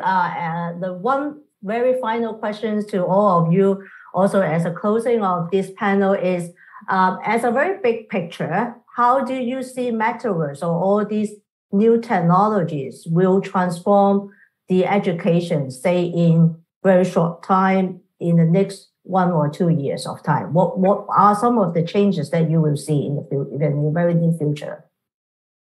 I see that the virtual environments become a very good canvas for the student to propose some project-based learnings. As you can see in the geography teaching, my case, they build up a lot of projects. So we make sure the student gain better learning experience. Thank you. Estango, Professor Estango? Yes, the metaverse is already here. And what we need to understand is that there is not the only, the virtual reality is not the only reality that we can share with our students. So in order to develop their skills for students, let us to experiment and to develop learning activities in each reality so they can really learn to live in our own reality. Thank you. Very good remark. Thank you. And Professor Hkusd? Yeah. So I would see that in the next maybe short term 2 or 3 years, there will be more and more teaching moving. So I can see that they were moving from like Zoom to more like virtual environments, and the of course the student will also become more and more familiar with this virtual environment, or may be able to make their own platforms or scene, create their thing, right? So there will be more master of the technique for some of these VR environment creations. So there will be the digital native soon. Thank you. Thank you. Well, because of the time, I may need to make a closing. And thank you so much for all the questions from the audience. And we hope to address your questions maybe through email after the panel. And I think that we have a fantastic discussions. And thank you all the 3 subject experts, Professor Lee, thank you, and Professor Estango, thank you, and Professor Hkusd. Thank you so much for all your personal experience. And indeed, the Metaverse has been in the conversation for a long, long time. And I do see a lot of progress in the business, in the sports, and right now, also as a maturing stage in education. It's definitely not just 2D virtual argument, it's really the use of new technologies as a new way of learning. How students, teachers, parents, or even educators, government can work together to make the learning more live, more fruitful. And then our future children can be more creative, can be more interactive, and more embrace of the new way of technologies. I hope that all of you enjoy today's sessions, and I know that there will be more exciting programs in the afternoon. If you are in Hong Kong, please do visit the Cyberport. They have a lot of roadshows and also demonstrations of VR, AR, and all these technologies. At the end, I want to say that we are still learning on the use of technologies. And thank you all, our educators, our researchers have been putting so much efforts and your time in making our education in a new era. I hope that you enjoy the panel, and thank you again for the time. And next time, I hope that I will be maybe putting on a new, creative, interesting avatar to meet you in the Metaverse classroom, and also a time that we can also say hello to each other physically in our world as well. So thank you and goodbye. Thank you. Thank you. Thank you, Ms. Wang, for the insightful discussion on edutainment, education, and the metaverse. We now invite panel 2 titled Elite Collegiate Esports. This session is moderated by Dr. Nile Sky Calvelua. Sky Calvelua is head of the UH Esports Academic Task Force, University of Hawaii, Manoa, and received a PhD degree from the Communication and Information Sciences program. Broadly, his research interests are at the intersection of technology, society, and gaming. His dissertation work is an ethnographic study of the still emerging scene of college esports in the United States, which included his doing fieldwork at the University of California, Irvine. Joining him on stage are Ms. Yeon Jin Shin, Overwatch, Professor Jim Huntley, University of Southern California, and Ms. Kathy Chiang, Voice for the Intercollegiate Esports. We will have a Q&A session for this panel. You may simply scan the QR code and type in your questions during the discussion. Dr. Kavelua, the stage is yours.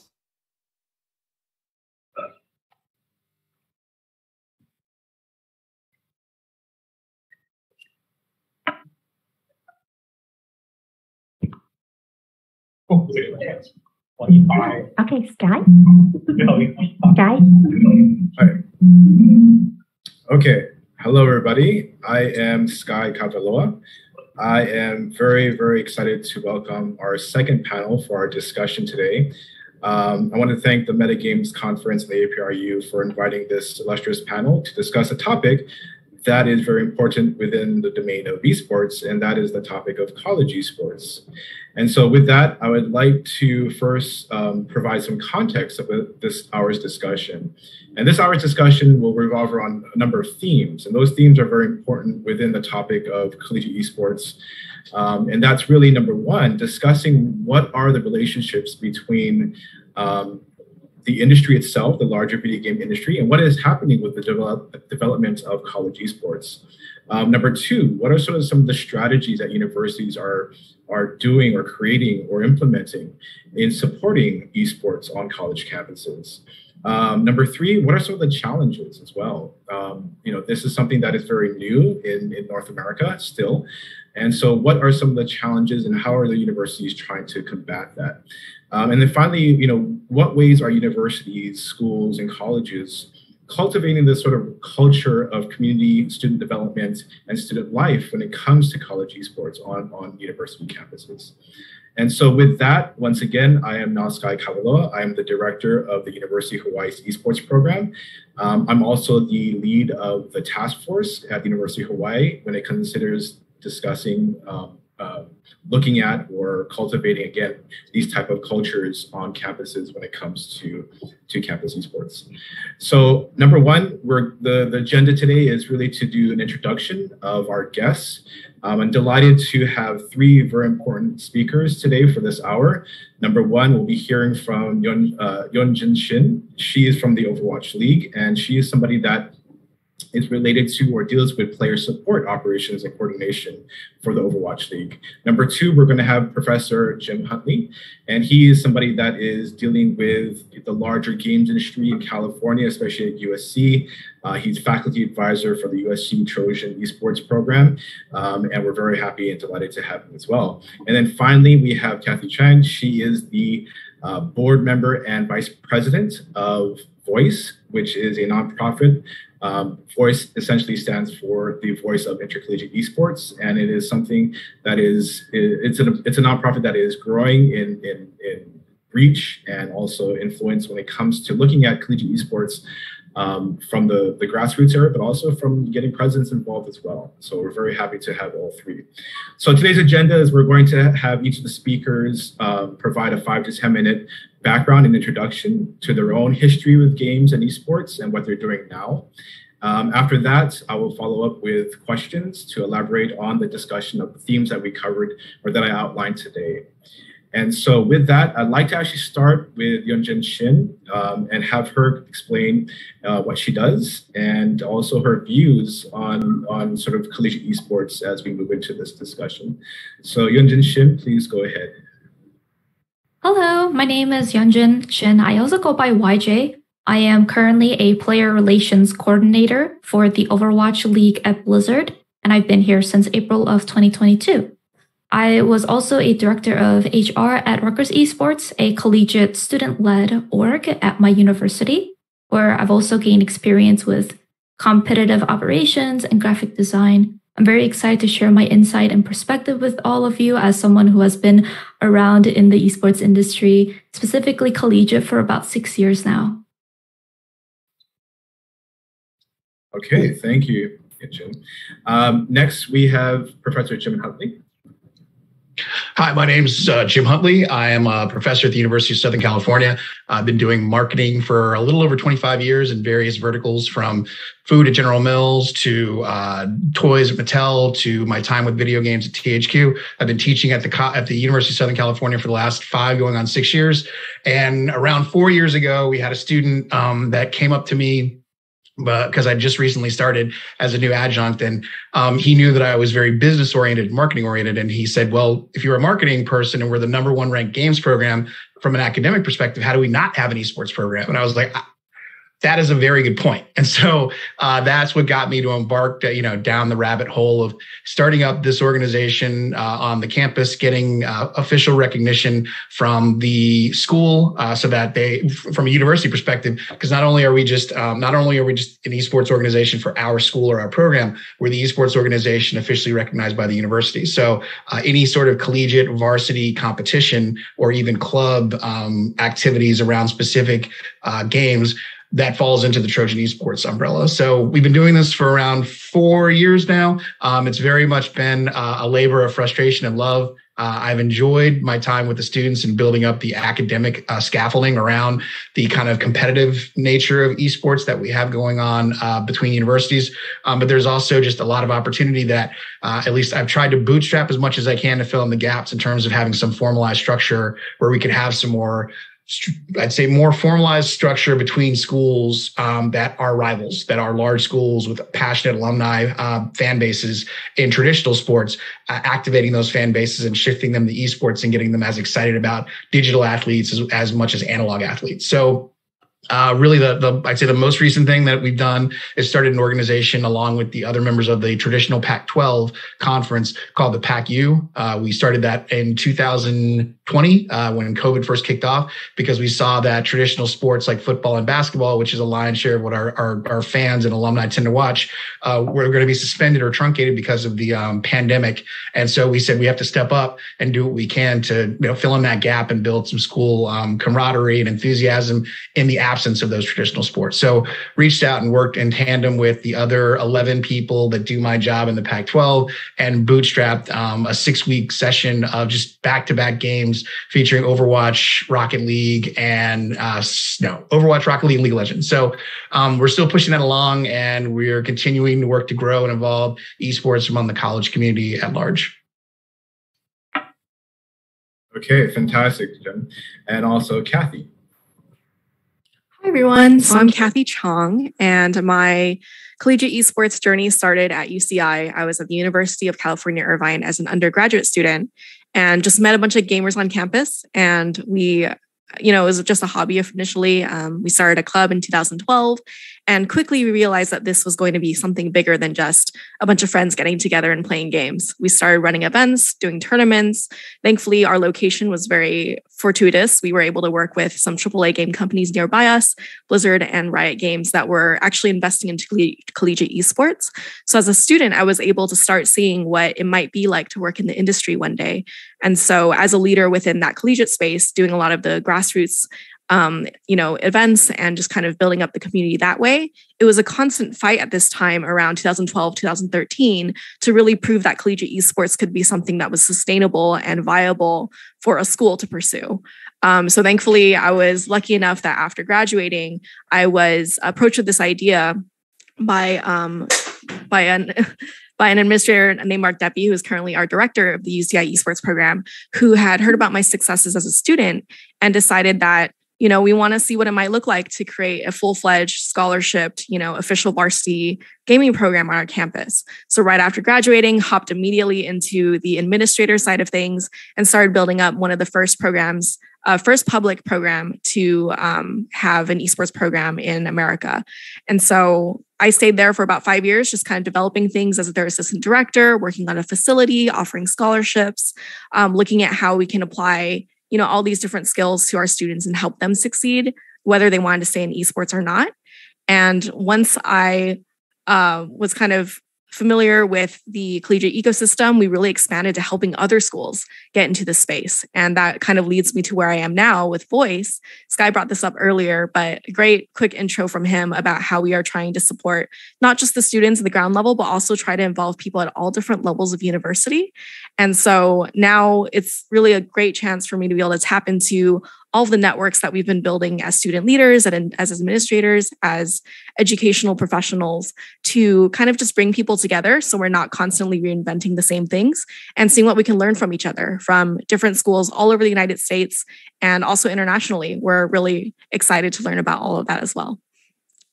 Okay, great. Thank you so much, Kathy. Jim, I think you wanted to add on something as well.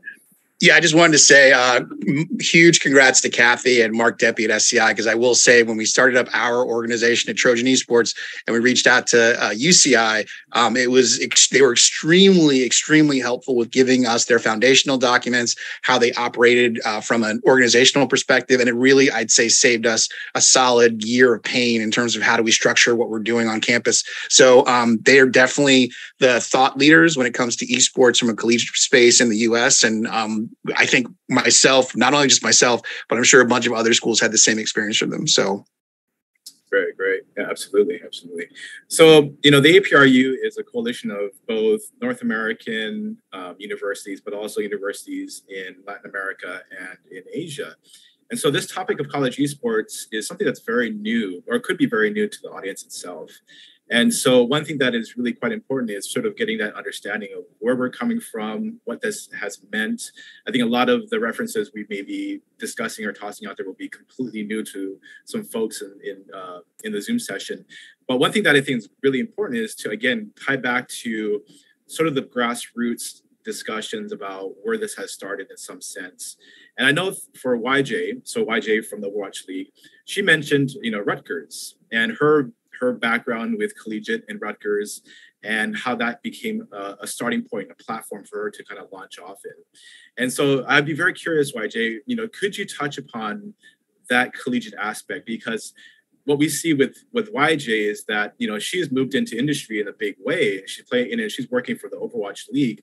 And so for many students in collegiate esports, YJ is kind of the dream example, right? You go from collegiate right into, a major global operator of esports. And so, YJ, could you touch upon perhaps, what you did in Rutgers and, in what way did that help you get into industry, or was it something that, wasn't connected to what you're doing collegiate? We'd love to hear about that.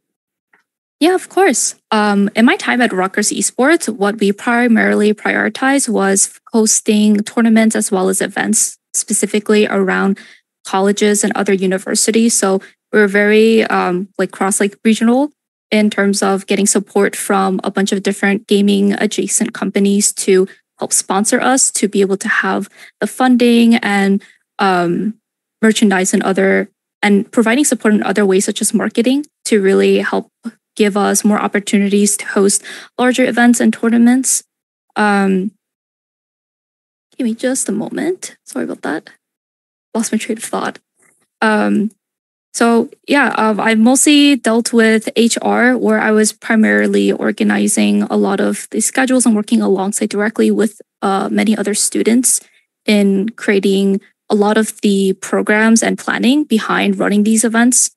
And eventually we were able to scale to hosting events such as NYXL Spring Rally in 2019 that had over 40 universities participating, along specifically in the East Coast, since we felt like we weren't given a lot of love compared to the West Coast, respectively.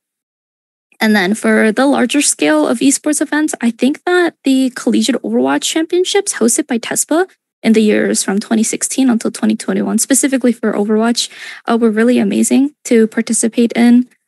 These tournaments don't just have to be about competitive play per se. You can make an entire event out of these events that you wish to host, such as by having activations like educational panels and inviting, amazing people such as Kathy, Jim, and Sky to come speak out at them. Or you can have other things such as casual playstations and other things to make these events really memorable for students that want to come back year after year. But yeah, I feel as though there's a lot of things within specifically collegiate that don't limit you just because, you're student-led or you feel like, there isn't a lot of reach that you could do. Start out with reaching out early and get information, get involved in some way. If you're passionate about it, I'm sure you can make it work. Okay, great. Thank you, YJ. And can you guys hear me? Just wanted to make sure. Okay, good. My audio is interesting. Okay, thank you so much, YJ. So going to Jim, USC is a school that carries a heavy brand name, right? This is a school that everybody knows, especially on the West Coast. And so I'm very curious to understand,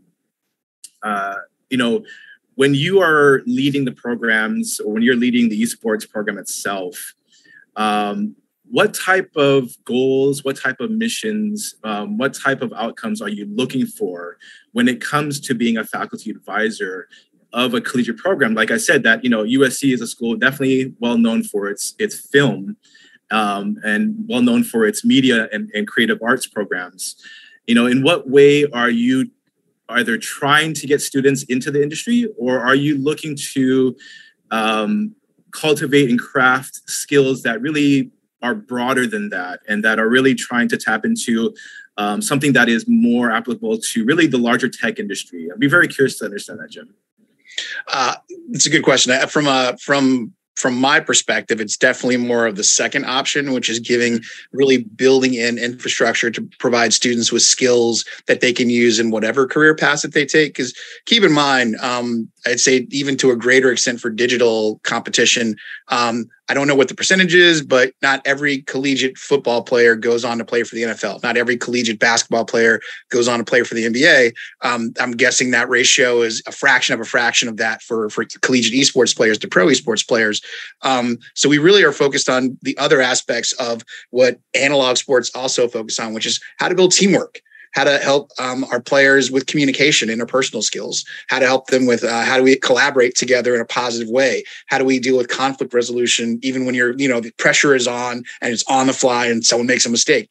How do you deal with that or recover from that, and then work to be successful in the future? So it's been very much more about really focusing on the holistic skills and the soft skills that athletes, whether they're digital or analog, would need to master or at least flex their muscles in, so that they can then take those skills into the workplace, whether it's tech or biotech or aeronautics or whatever it ends up being. So our students, I can say, even though I'm a professor in the USC Games program, even though we're like #1 ranked, I would say only a minority of the students that play esports are actually in my program. The students come from literally every single school across the campus. So they're all there to play. They played that particular game for the bulk of their childhood, junior high school years. And so they are, they've heightened their skills to the point where they're the best of the best in their age group.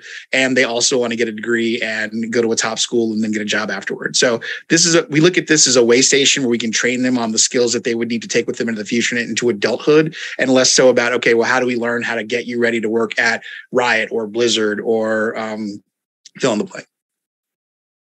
Okay, fantastic. Thank you so much, Jim. Of course. And so for Kathy, one thing that I think is quite apparent when looking at the growing industry or the growing programmatic development of collegiate esports across North America is really tapping into creating networks among the colleges themselves. And so one thing I would be very curious to sort of understand is, number one, in what way is Voice trying to create those networks? In what way is Voice trying to create a nonprofit or an entity in which they're trying to get an understanding of what is happening around collegiate esports nationally? Because what we see in collegiate esports, again, I'm going back to kind of updating the audience, is that collegiate esports is something that's relatively fairly new. When it's in the programmatic development, we're looking at roughly around 2014 when we saw the first program come up at RMU in Chicago. And so this is not something that we would say has a long history, even though gaming on college campuses has been forever, right? I grew up gaming on a college campus. I have friends who did that. All of us did that, but we didn't necessarily call it college esports. And it was quite fragmented, right? Back when I did it, we had, we would have to connect with colleges across the state or a neighboring state, but we'd have to do it very informally, get to know a friend who had a friend who had a friend, that we'd set up a competition together. And now there is a push to actually get a more standardized version or standardized set of protocols and communication networks among different colleges. And so I'm very curious to understand, number one, going back to discussing voice, in what way is voice trying to create that standardization and communication among different colleges? Because that is something that's very important as I see the development of college esports happening in North America. Right, Sky. You actually bring up a great point as part of that question, which is like everything historically has been very fragmented, right? So I think when we were thinking about, so first of all, voice is comprised currently of a board of directors, and everyone on that board of directors, I think other than me and a couple other officers, are current directors at schools. So these are people that are from all over the states. They're from all different types of schools, different sizes, et cetera. And so when we brought all these people together to one table to figure out what can we do to bolster up collegiate esports across all of our schools, across all of the communities that aren't even represented in this room, I think that was when we realized that that fragmentation was very much an issue. It was something that, everyone kind of has their own maybe local bubbles, as you mentioned, like maybe the schools in the same state would sometimes do some intercollegiate activities. There were intramural activities that would happen. I know for the University of California system, we've been every year for a couple of years now, we've been trying to do multiple kind of invitationals just to kind of get the rivalries and the storylines going. And so that's been very successful. And I think what Voice is trying to emulate is that level of camaraderie, but also resource sharing that previously has been done in like small bubbles and not necessarily on a national scale.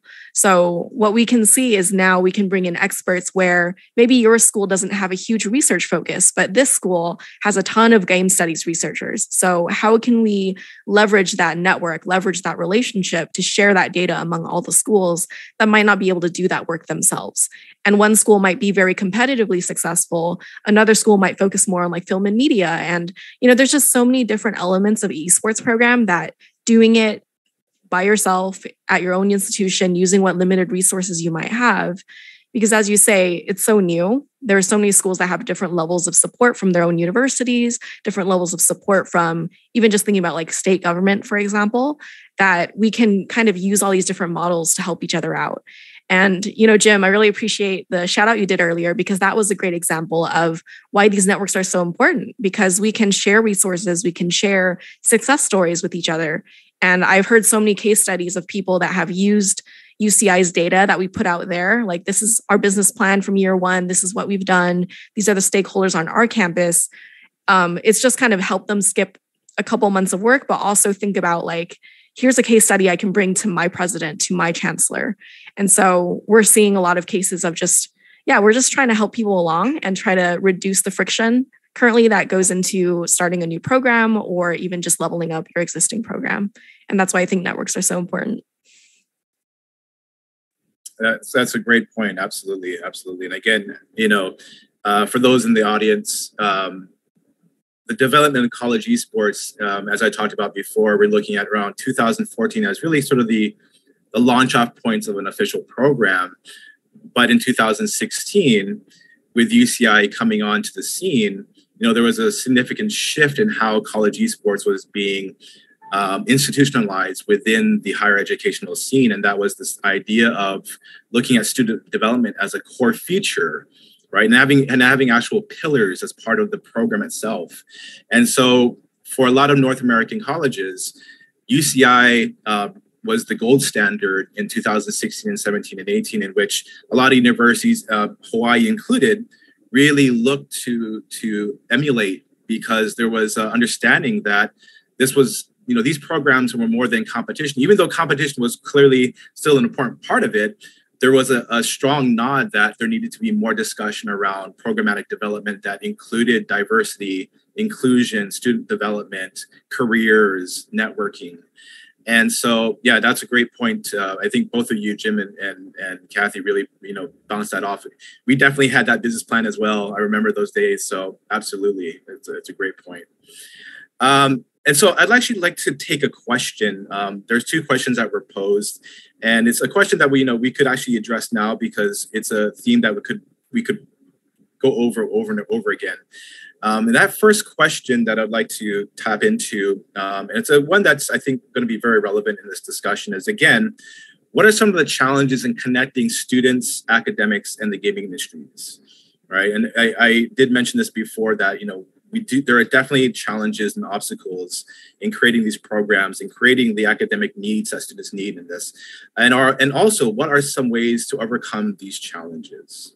Okay, and I'll open this up, for those of you that on the panel, if you have an example, but I think that's very important to really, because I think a lot of times we leave that question to the very end. We may not get time to cover those, but yes, let's go ahead and address that. What are the challenges in connecting students, academics, and the gaming industry together in this discussion?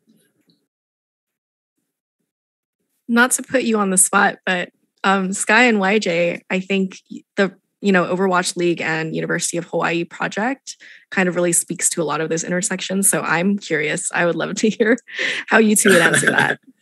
Okay, all right. So, I mean, then sorry, I'm going to put you on the spot, YJ. No worries at all.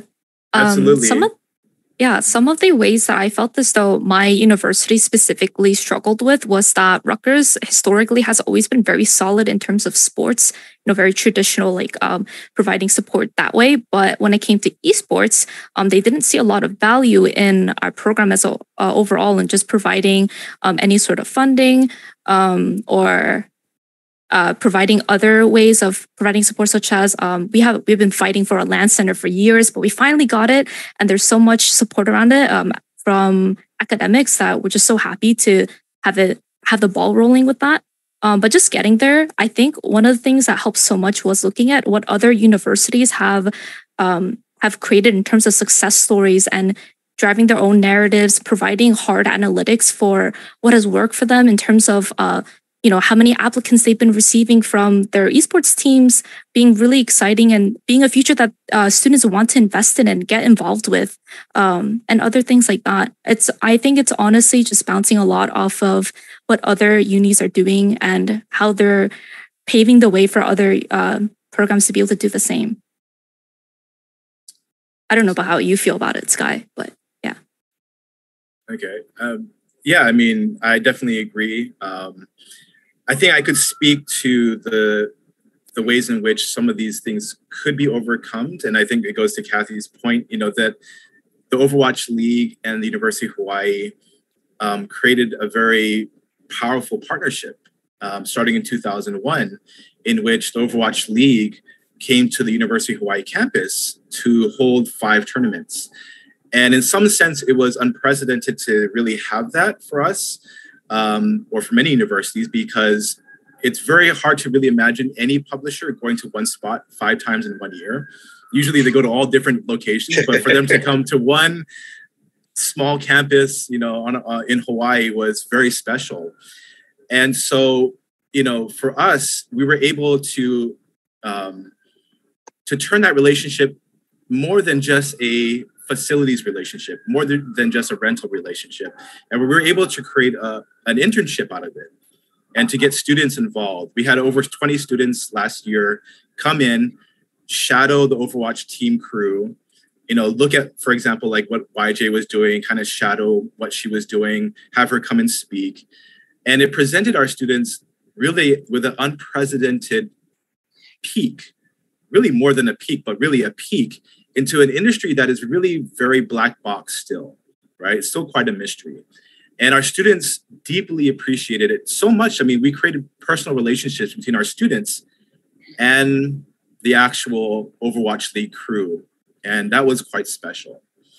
And so I think, having these kind of relationships between the industry and the universities themselves is one way to really speak to the power of what can happen. Of course, not everybody can do it, but for us at University of Hawaii, we have deep appreciation to the Overwatch League for choosing us to do these type of things with them. So absolutely.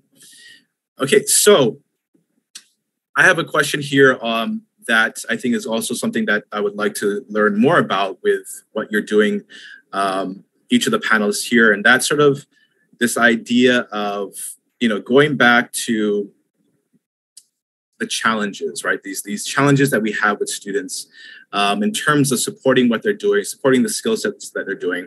And Jim, I really want to go back to this discussion of cultivating soft skills, because when I talk to faculty, when I talk to teachers, when I talk to administrators, one thing that really sparks interest, visibility, and attraction to what we're doing in collegiate esports is that we're creating what is basically called soft skills. And so in what way do you see soft skill development in games and esports as being relevant to the larger industry, right? Because again, when folks come into collegiate esports, they're often, shown kids in front of a computer, playing on a team with a game that may not be comprehensible or maybe a little bit confusing. And they're trying to ask themselves, what? How dare you, What are they sir? getting out of it? What are they getting out of it? That What can you never say to them, happens, Jim? Guy. That Right. never happens. It's always completely understandable from the first viewing. All these, no, I'm kidding. Yeah, I think the challenges are it's kind of in really three buckets, and it might have been even tied back to the previous note, and it also ties to the soft skills thing. The short, brutal answer to your question is I'm not sure if the industry has a direct metric or necessarily a financial interest to really worry about investing in college students learning soft skills. It's a nice to have, and they certainly enjoy the PR and social media and kind of the engagement between their publishing teams that focus on collegiate esports and the collegiate esports players. But it's very much and I think collegiate esports infrastructures within a lot of publishers, it's kind of a sidecar, if you will, to the pro esports organization that they've got, whether it's like tucked into that pro organization or separated from. It is something that, the ROI, aside from just general brand building, and, this is a really important demographic for most gaming companies, making sure that they they're welcoming and supportive of players that want to, compete professionally on college campuses. That's the thing that I think happened with most publishers. It's one of those things where the evolution of collegiate esports was, hey, I love playing League of Legends or Overwatch or Rocket League, and I'm going to get a bunch of friends on the campus and play this game, and maybe I'll reach out to Riot, or maybe I'll reach out to Blizzard and see if they've got some swag they can send me for this thing that we want to do with the school down the street or school, on the other side of the city. And then they send swag or send some support or send some graphics packages. And that evolves into, well, it isn't a tremendous amount of investment to just keep that flywheel of engagement and enthusiasm going on college campuses with, I would say, comparatively minimal effort, because the heavy lifting on the organization and the student engagement and the management and the tryouts of the teams kind of falls onto the administration or the staff or the students themselves. The administration and staff aren't engaged in esports directly like USC and UCI and some other schools are. So I think that's the soft skills are something that's important to us as college professors and academics and student, student influencers. But I'd say it's definitely much more important on the brand building front for most publishers and making sure they've got, a positive vibe and a lot of engagement in their game on college campuses as a whole. Right. And I think, Jim, I'd love to know, is that brand building effort something that is easier for a school like USC to accomplish versus a school that is a bit smaller? In what ways have you seen? So, for example, we see a lot of discussion around NIL, which is, again, a very North American collegiate sport topic. But what we're seeing in North America or in the United States is that athletes are being able to bank off and make money on their own image. And so do you see that as something that will transfer into the larger domain of what we see in esports? Because esports itself has always been comfortable with having their players make money off their brand without being confined by amateurism rules. So is that brand element something that you see really at the forefront of these programs and these initiatives as we move forward?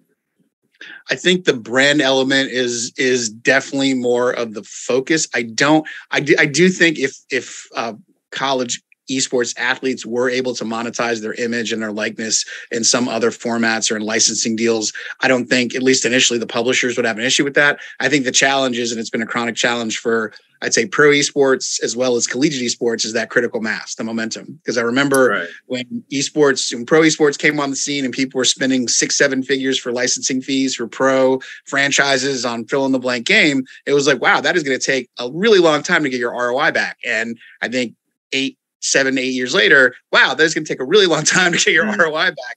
And I think it's been a case of, I think when the hype first kicked off, it was, we're going to overtake football. And I think most people who kind of knew the business and metrics of football in America were like, yeah, I'll see you when that happens.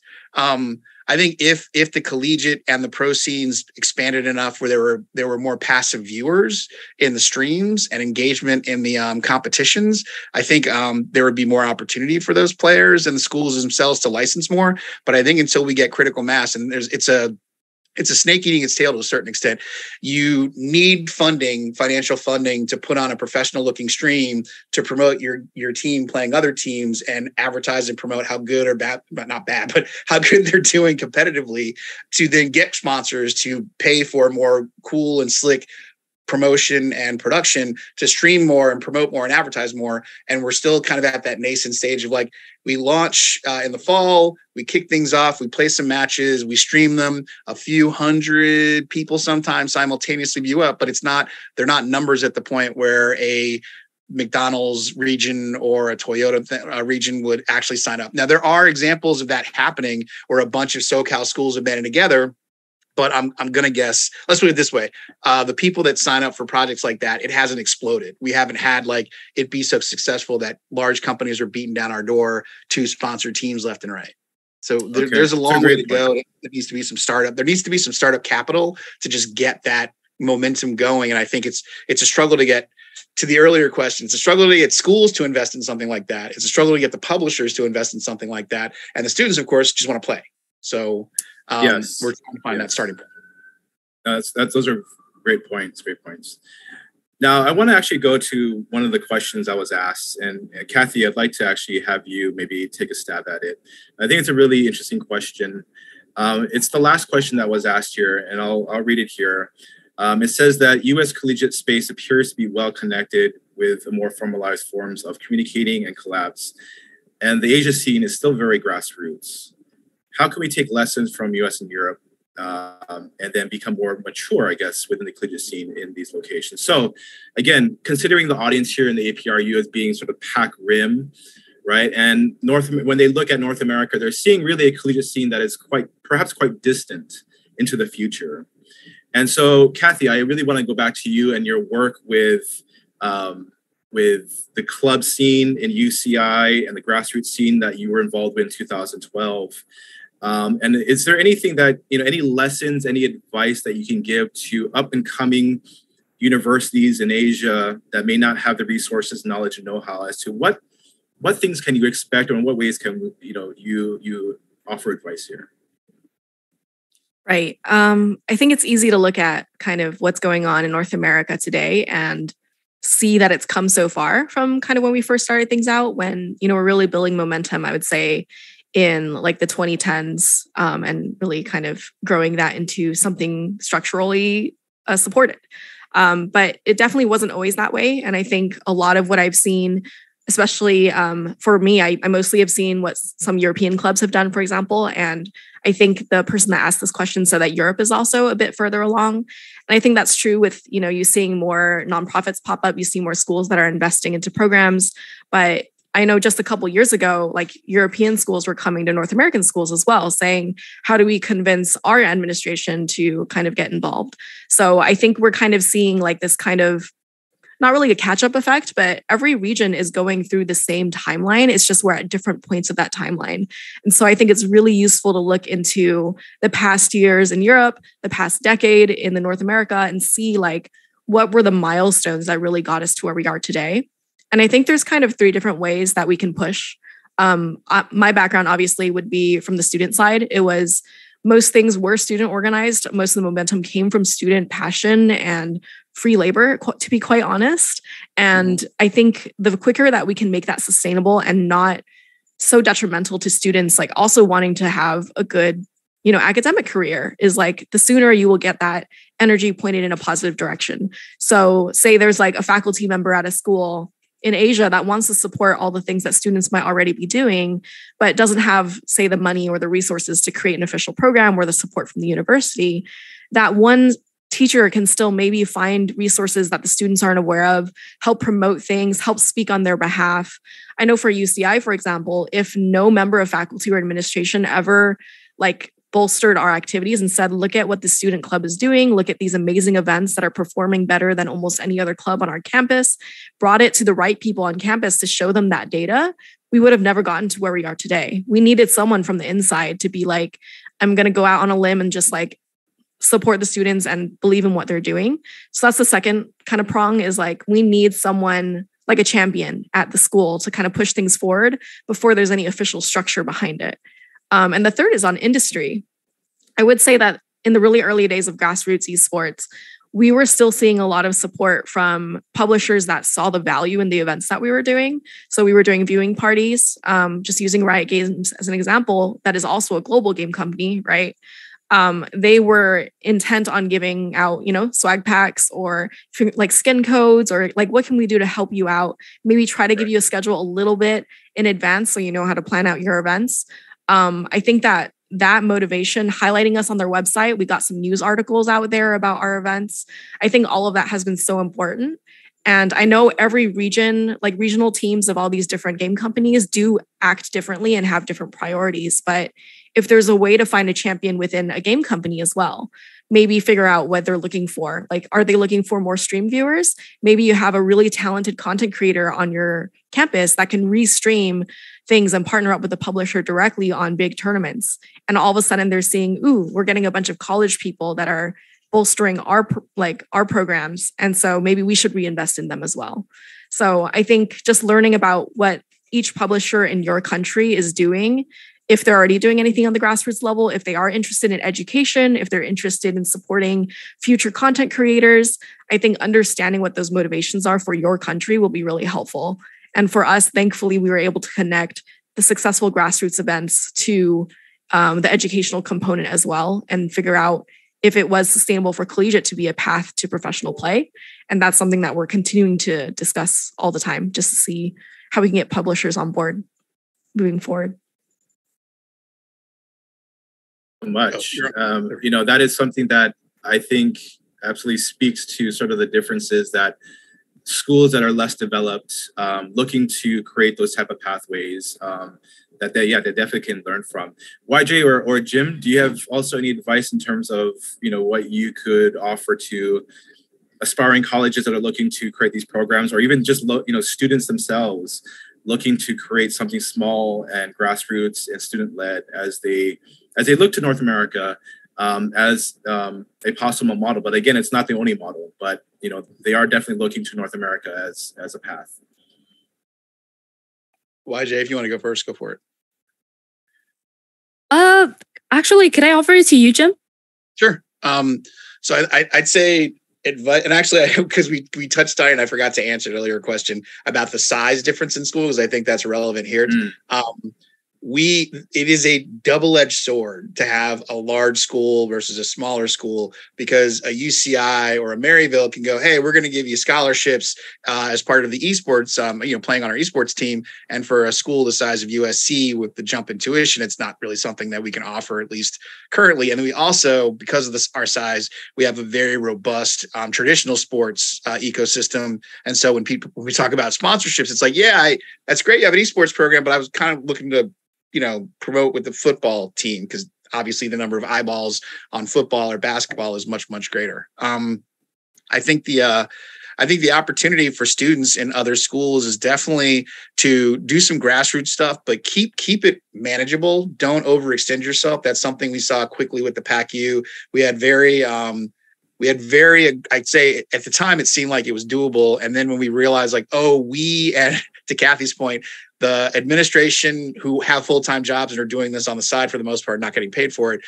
and the students who are free labor, they have to carry the entire load. So the more you try to up your game, if you will, on how you're presenting your program and the organization, the more you start to realize like, oh, without any sort of infrastructure or investment from the administration of the school, you and the students will run out of gas pretty quickly. Like everyone's enthusiastic in August and September when school starts back up. When you get to midterms, they're less engaged. When you have a couple of really big events that a lot of people put a lot of time into, people kind of are burnt out by the end of that semester, into that school year. So it's really about how do we get some sustainable investment and sustainable resource on college campuses that can not only support these activities, but also be knowledge transfers. Because I find out as a faculty member, when a group of, awesome students that really took the ball and ran with it for a school year, when they graduate, you're rebooting. And it's like, well, where are all the files? Where's the bathroom? Where are those video files, the VODs from this last year? And you're like, I didn't do any of that stuff. Like the students all did that stuff. Can you call them while they're working at fill in the blank company? And it's like, oh, okay. So you're reinventing stuff a lot, and it's not the most efficient process. So it would be great to have it doesn't take a lot, but just a small amount of administrative infrastructure to just keep the lights on, run some of these events and these streams, and to promote. Great. And YJ, any comments on that one? Yeah, I definitely agree to what Jim and Kathy said on a lot of the points that they've spoken regarding this issue. I think one of the things that help out so much when you're starting out from a smaller school is showing hard data to really getting the admins onto your side so that they could show support. Show them some planned programs that you've seen other universities or other programs do that are scaled to your size and that are attainable with what manpower or horsepower it is that you have, so that they can't refuse your offer. As Jim said, I think that reinventing the wheel with training new people is always a struggle whenever you have someone who just really knows everything about the nitty-gritty about the industry that unfortunately, it's their time to graduate. I think that always being so willing to reach out to either the graduates from your own program or to local universities that are doing similar things that you want to try to do at your own school, reach out. You never know. They'll be more than happy to, hand over the mantle over to someone who is young, driven, hungry to really grow this industry, because everyone that's worked on it, we really want to continue to see it grow and expand further. Okay, great. Absolutely. YJ, I wanted to actually, ask you a question. So when we had the partnership between University of Hawaii at Manoa and the Overwatch League, we had a number of folks do workshops with our students. And I think for our students, one thing that they found very, very helpful and really, really quite eye-opening were discussions around how to get into the industry. And so for some of the Overwatch crew that spoke to our students, something that was quite surprising for them was that they didn't need to come prepared knowing everything at first. And I think for a lot of students, that was sort of the assumption that they needed to be aware of operations, competition, scheduling, formatting, that they needed to be just fully aware of how things ran before they could get a job. And what we found out, of course, is that with the Overwatch crew that came to Honolulu, is that really the whole crew that came from a whole diverse set of backgrounds that really weren't not necessarily a part of the games industry. And so, one question that I would like to ask you, YJ, is, what do you see the industry looking for when they're looking to hire young adults out of college? What kind of skill sets are they looking for? What kind of literacies are they looking for? What is that thing that makes somebody employable, again, for an industry that, as I mentioned before, is quite black box and quite mysterious? What would you say to that? Regarding the students and all of the Blizzard side employees that came to speak in panels with them that were open discussion, I think that just the eye-opening part was the willingness and the communication that we provided to them. I feel as though, like you said, it is a very black box where you're not sure what it is that you quite need to get into the industry. That seems so elusive. But I think for right now, the industry leaders are looking for people with experience in any regard of what it is that you're doing. So let's say you're interested in social media and marketing, and there's a local team for esports that's run by a uni or by a couple towns away, or that's close enough, and they don't have a person working on social media, offer to take charge. They would be probably more than happy to have someone who looks at what other companies are doing that inspires you, spin your own style on it. That direct experience, the willingness to learn, and getting integrated with the community is really the first step in getting started. You have no idea where that eagerness or willingness will get you later on. Another point that I would like to make, that's evident with this call, is that the esports market is really going global. So if you are able to speak more than one language, I think it definitely is a huge asset in what you could bring to any team. Learn the lingo used in the industry that you want to get involved with. I speak both English and Korean, making it so that they don't have to bring a translator for some events if we do have a lot of Korean players or staff that come out. So that definitely helps a bit. But it's not the only one. Some other attributes that companies are looking for is flexibility, for being hungry to ask questions, wanting to learn more about the industry, owning up to mistakes if you do happen to make any, and in a blink of an eye, you'll be sure to grow into a valuable addition to any team that you're going to join. It's a great point you bring up, YJ, and that point is being bilingual. And that was something that I did not anticipate as being something so important when I had the Overwatch League come to Hawaii, because, for some of our students, they suddenly found themselves as being needed or being useful when the Overwatch League came last year, because they could do a bit of translation work because they studied Korean. And of course, they could speak also Chinese or Japanese. And so I really appreciate that point that you make, YJ, is that, again, considering the audience in the APRU, that, we're talking about a coalition of universities and countries that have a lot of bilingual speakers, and English being, of course, probably a dominant one, but also Chinese, Japanese, Korean, Spanish, the list goes on. And so I think, that is a great point, is that being able to be culturally aware, culturally sensitive, being bilingual and being flexible and global in your thinking is probably a very, very important thing to have. And that's a great point. Absolutely. Absolutely. Now, I wanted to go back to one of the questions here that was posted. I think that's a very important question that I think many panels, when it comes to esports, really has to cover, and this idea of bad behavior.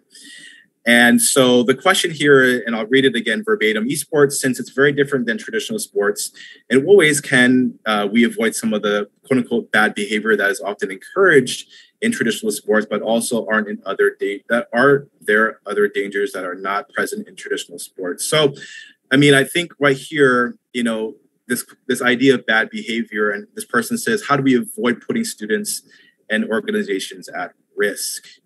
So we know that games and esports has a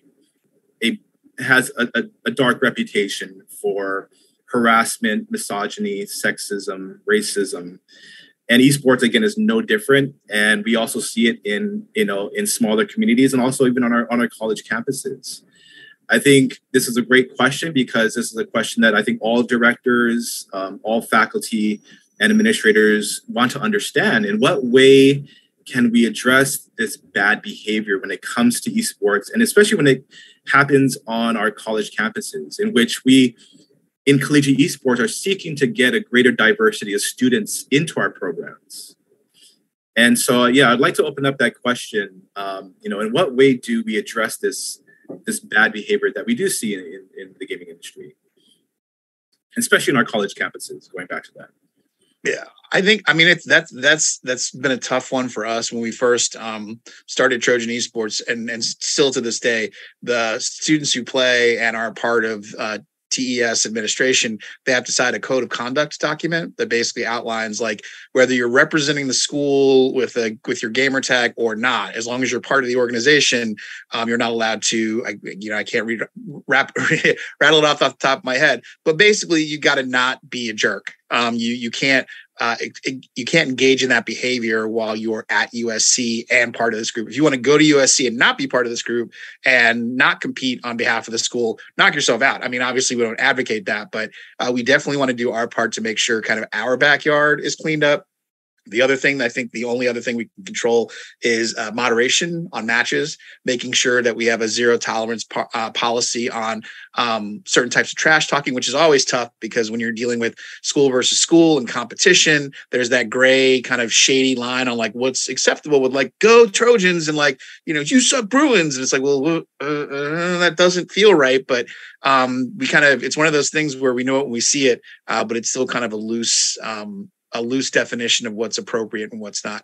I would say, and loose in some cases. Trust me, there's other stuff that's clearly we're not going to do that. There at least have been, I think, 2 or 3 players since we started that were actually flagged or banned by the publisher. The publisher notified us, and we kicked them off out of the organization.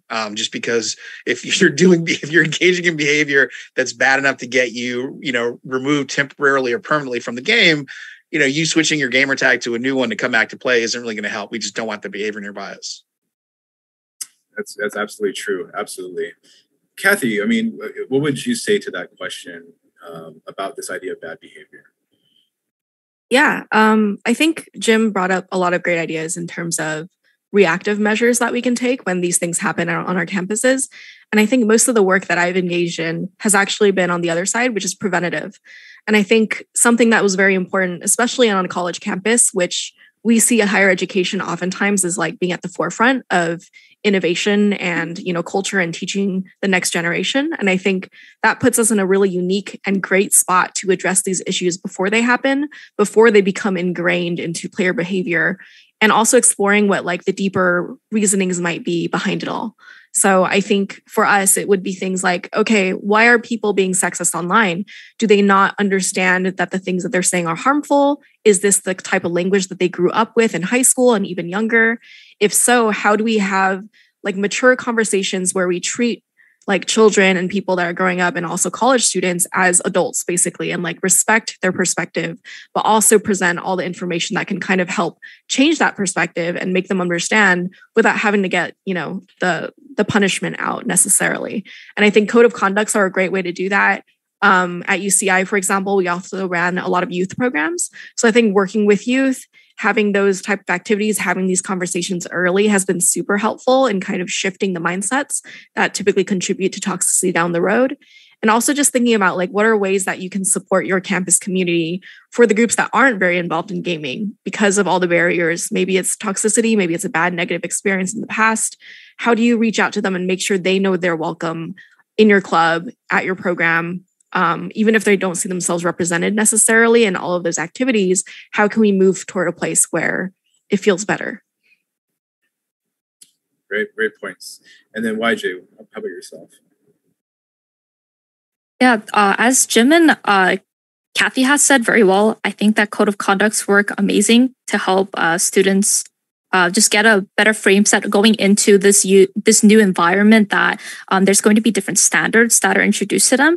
One other thing that my university did was we also had GPA minimums on those contracts that we had players sign. We made sure they were performing well in their studies so that they were able to compete, as well as we had our managers, like for our teams, regularly check in with the students, just see how they're doing emotionally, mentally.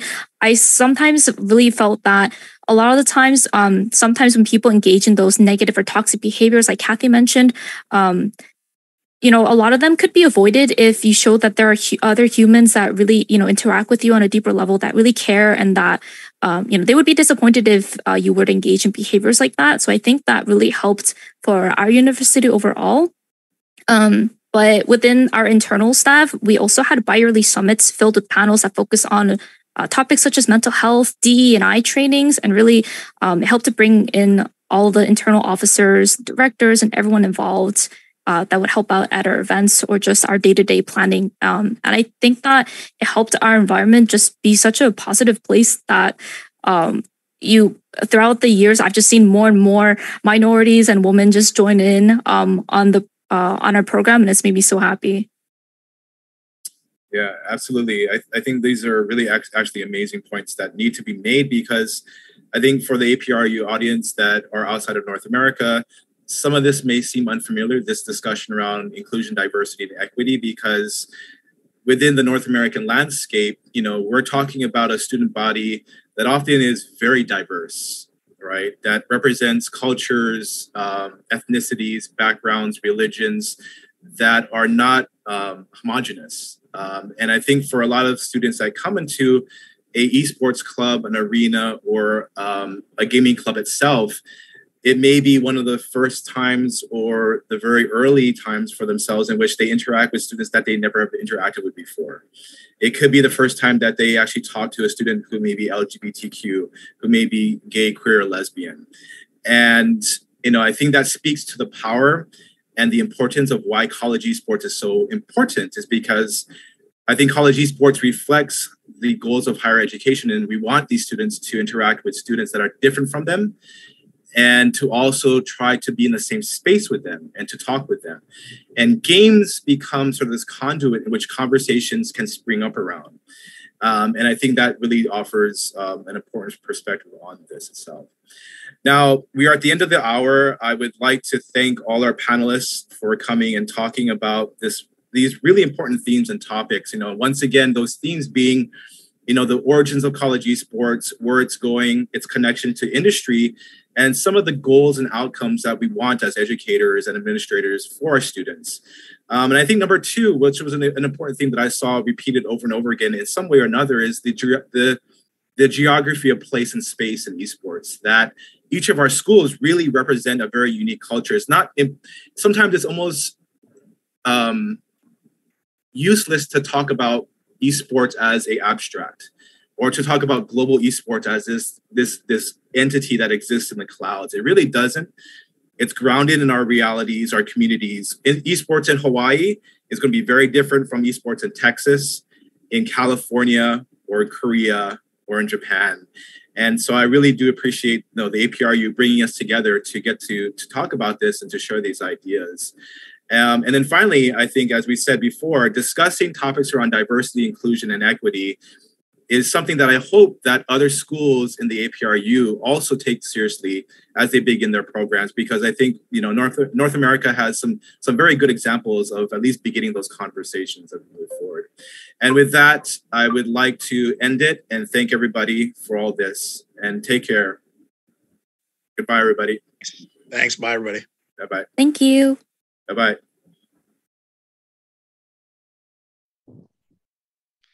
Thank you, Dr. Kaveloa, for guiding us through an interesting conversation on the way forward for college esports. We hope to take these lessons with us as we continue to innovate and grow. How's everyone doing? Everyone having a good time at the APRU Metagame Conference? Me too, me too. We would now like to invite Professor Patrick Williams to moderate our final panel of the day, titled Gamification of Social Well-Being. Patrick Williams is an associate professor of sociology at Nanyang Technological University, Singapore. He currently co-chairs the APRU Games and Esports Researching Work Group. His current research focuses on the significance of DIY culture and identity in the growth of esports in Singapore. Joining us virtually are Professor Tian Go Hui Lian from Nanyang Technological University, Singapore, Mr. Ian Lam Tze Hang from Salix Education and the Hong Kong University of Science and Technology, and lastly, Dr. Zhao Yupei from Zhejiang University. Again, to access the Q&A session for this panel, simply scan the QR code and type in your questions during the discussion.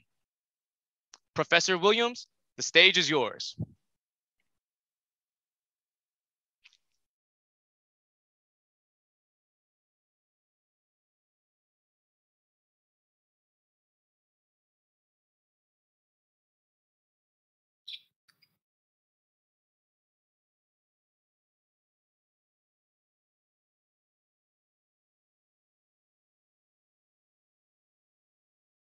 Sorry, I wasn't listening. Is it time? Oh, is it time for me to start?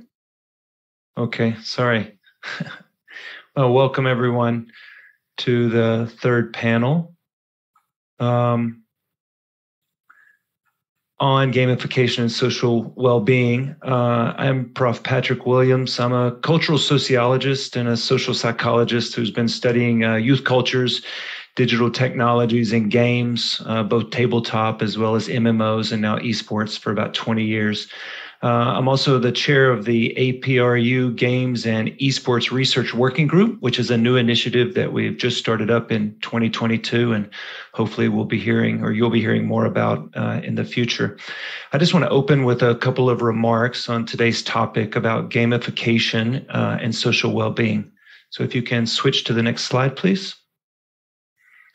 We've been learning a lot and discussing this idea of metaverse today, and I find myself being quite excited about the potential to develop a host of new virtual, augmented, and mixed reality platforms for people around the world.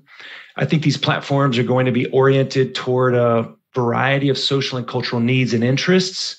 And I think people are going to be able to interact with new environments, with new forms of digital content, and with each other in ways that will be in some ways recognizable, but in other ways new. And it seems obvious that digital games and gamification processes are going to be a major part of this evolution, given their broad appeal and their application in everyday life these days. But with the gamification of everyday life, it means that we need to continue to think critically about and assess gamification itself as a widespread contemporary phenomenon. Next slide, please. So gamification has had a clear impact already in certain areas, for example, education and work and productivity, the areas in green. But gamification, as well as serious games, are also quickly growing in other areas of social life. So the areas in blue, whether we're talking about marketing, science and innovation, health and well-being, or sustainability. And I think we also need to recognize that gamification itself is a process. So this area on the right side in the cream or yellow color, that involves at least three areas. First are both the technological affordances of platforms, as well as the personal and the motivational disposition of users involved in gamification. Second are the game or gamified practices that are created, as well as the experiences of users. And third are the outcomes of those practices and experiences. So what kinds of behaviors are being influenced or being affected? And I think when we think about gamification in this way, by breaking out a lot of its component parts and processes, we can start to ask questions. So for example, is gamification good or bad? Or is that too simple a question? Will gamification be something that's guided and controlled by major profit-oriented industries, or by well-meaning educators, or by others? Will it improve educational outcomes for digital natives? But what about for others who may be in more precarious or disadvantaged positions? Will gamification make us healthier? Will it make us more productive or more innovative? Will it make us more knowledgeable, or will it just make us better consumers? I think these are some of the important questions that I believe we'll be able to learn something about from our panelists today. The next slide will give us an introduction to those speakers. So next slide, please. And I would like if we could just briefly have each of the speakers quickly introduce themselves, and then we'll launch into the panel itself. Mr. Lam, could you introduce yourself first? Hello, good morning, everyone. Thank you very much for inviting me to this conference. So my name is Ian. I'm from the Division of Integrative System and Design, ISD department from the UST, HKUST. So I'm actually the CEO and founder of Decentralized Education. So to talk about a little bit of myself, I was actually born and raised in Hong Kong with a severe special education needs. So being different in a conventional classroom context, I've suffered quite a lot. So it's actually helped me to have this kind of entrepreneurial mindset and to help the world with especially with someone who are suffering from poverty and special education needs. Thanks. Thank you. And second, we have Prof. Dion Go. If you could introduce yourself quickly. Sure. Thanks, Patrick. Good morning, everybody, or good evening, wherever you may be. My name is Dion Go from Nanyang Technological University. I'm from the Wee Kim Wee School of Communication and Information. I started off with computer science, and that's where my PhD was. But I've since moved into more user-oriented studies where I focus on gamification techniques as well as designing serious games for different kinds of tasks, such as motivating behavior change. And so today I'll be speaking on one of these projects, and hopefully, this is something that we can learn from. Thank you. Okay, thank you. And finally, we have Prof. Zhao Yupei. If you could just introduce yourself quickly as well. Okay, hi guys, my name is Yupei Zhao. I'm from the College of Media and International Culture in Zhejiang University based in Hangzhou. And also I'm the director of the VR and the Digital Culture Research Center. And my research particularly focused on esports and the digital humans at this moment. So yeah, that's my, I'm also live in Metaverse right now. Great. Thanks very much. Well, I'd like to just jump right into the panel, and each speaker will have about 7 or 8 minutes to speak. So Mr. Lam, Ian, if you would like to go first, thank you very much. Okay. So once again, thank you very much for inviting me to this event. So I was actually very flattered to be able to join this meeting and conference. So actually, I was born and raised in Hong Kong with a severe special education needs, as I've mentioned. So during the process of growing up, I have encountered severe discrimination and bullying, and with a strong sense of determination, persistent. Thereafter, I was managed to enter into one of the best universities in Hong Kong U, despite my personal struggle and learning difficulties. So upon admission to Hong Kong U, I realized the importance of equal opportunity in education, and hence I'm determined to make a difference by helping students with and students who have a similar background as I did. So I started my business in a very humble place, which is a subdivided unit in Hong Kong. For those who are not from Hong Kong, you may not heard of this concept of Tong Fong. Tong Fong basically is a flat into multiple suites, and people were going to live in it. Okay, with many with a very small place and very confined area. So I actually started in this kind of place in Kennedy Town, where I witnessed the needs of SEN students and the family. Especially, I also witnessed someone who actually is SEN and they are also suffering from poverty. So, which made me more determined to serve the disadvantaged and the underprivileged. So when I was young, I was actually requested to see language therapists in primary school, due to the fact that I couldn't even speak. I go to school by bus in Cantonese, Currently, I'm being able to speak in English fluently, and also with proficiency in 6 languages, including Spanish, Portuguese, and a little bit of French. I think this is actually a miracle, and I think that this miracle could actually be inherited and actually be passed on to the next generation and to someone actually suffering from similar background as well. So this gaming conference is actually not very unfamiliar for me, because before my graduation, I was actually got an offer from Tencent China. It's actually from the gaming department of Tencent. I was really, really into the esports tournaments and the esports community back then. I was actually offer with a job with potential salary of more than 1 million RMB in such a company. But I was very tempted by the offer, but I decided to give up pursuing the money, the power, and in this multinational company, try my very best in helping the disadvantaged in a very humble place, and started this company with my former students. So I was studying in UST for my master's degree in technological leadership and entrepreneurship, which is a new master program offered by the ISD department in UST, which incorporate MBA teachings with engineering training.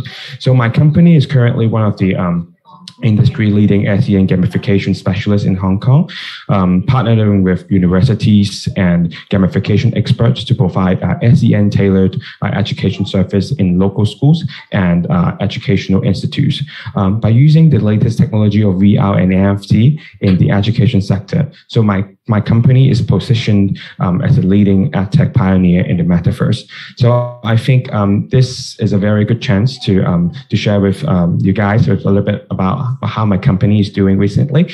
So my company is launched not too far away. You know, my company just started last year. But in this year, I have seen a lot of needs from the society, especially during the pandemic, during the COVID-19. I've seen that many students, especially those who suffer from SEN and those who suffer from poverty, in a traditional classroom context, which just recently turned into a Zoom context, I've seen that the situation have deteriorated.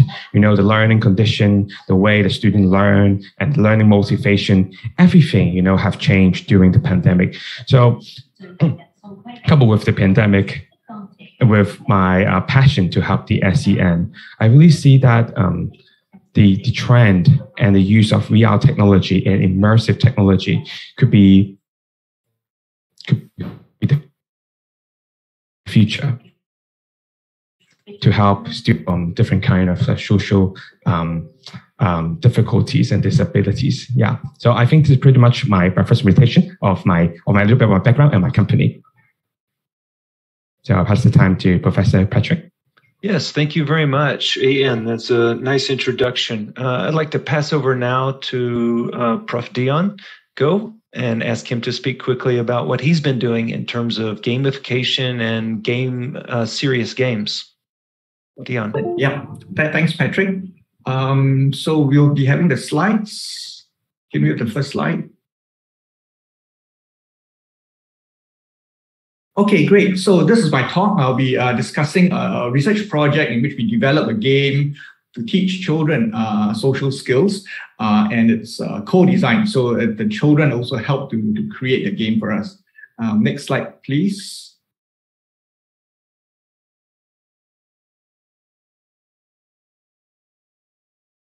Okay, could you have the next slide? I'm not seeing that, sorry. But okay, anyway, just a quick introduction. So social skills are pretty important.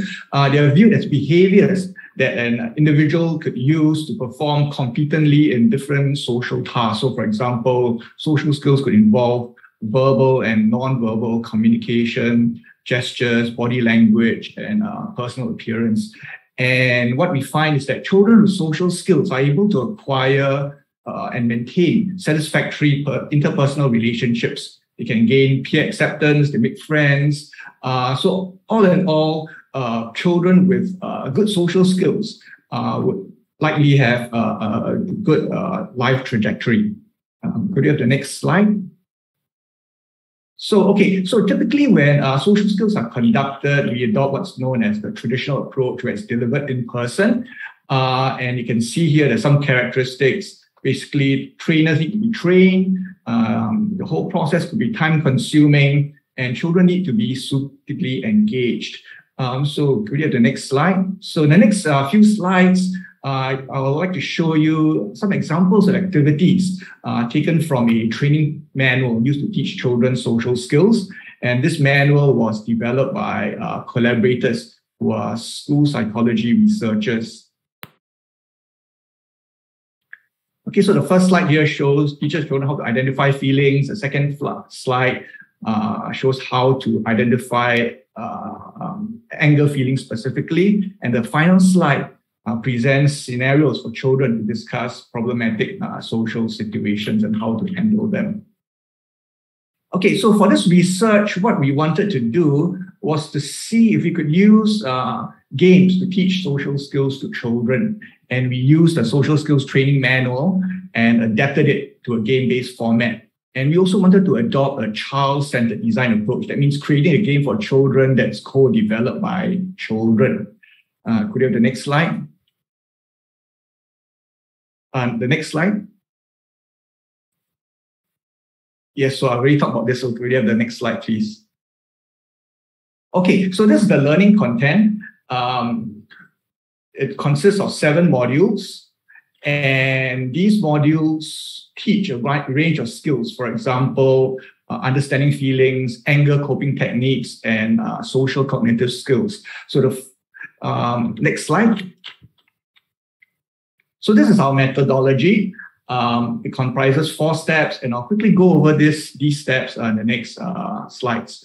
So the first step was to design an initial game consisting of just the first module. We decided that it would be a role-playing adventure game where the player goes on a quest to help the friends acquire social skills.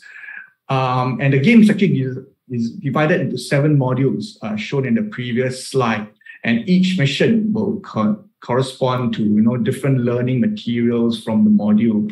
And then within each mission, we have different quests, which are activities related to the modules. And there's also reflection journal where players can jot down notes about the learning points as they accomplish the quest and the various missions. So next slide.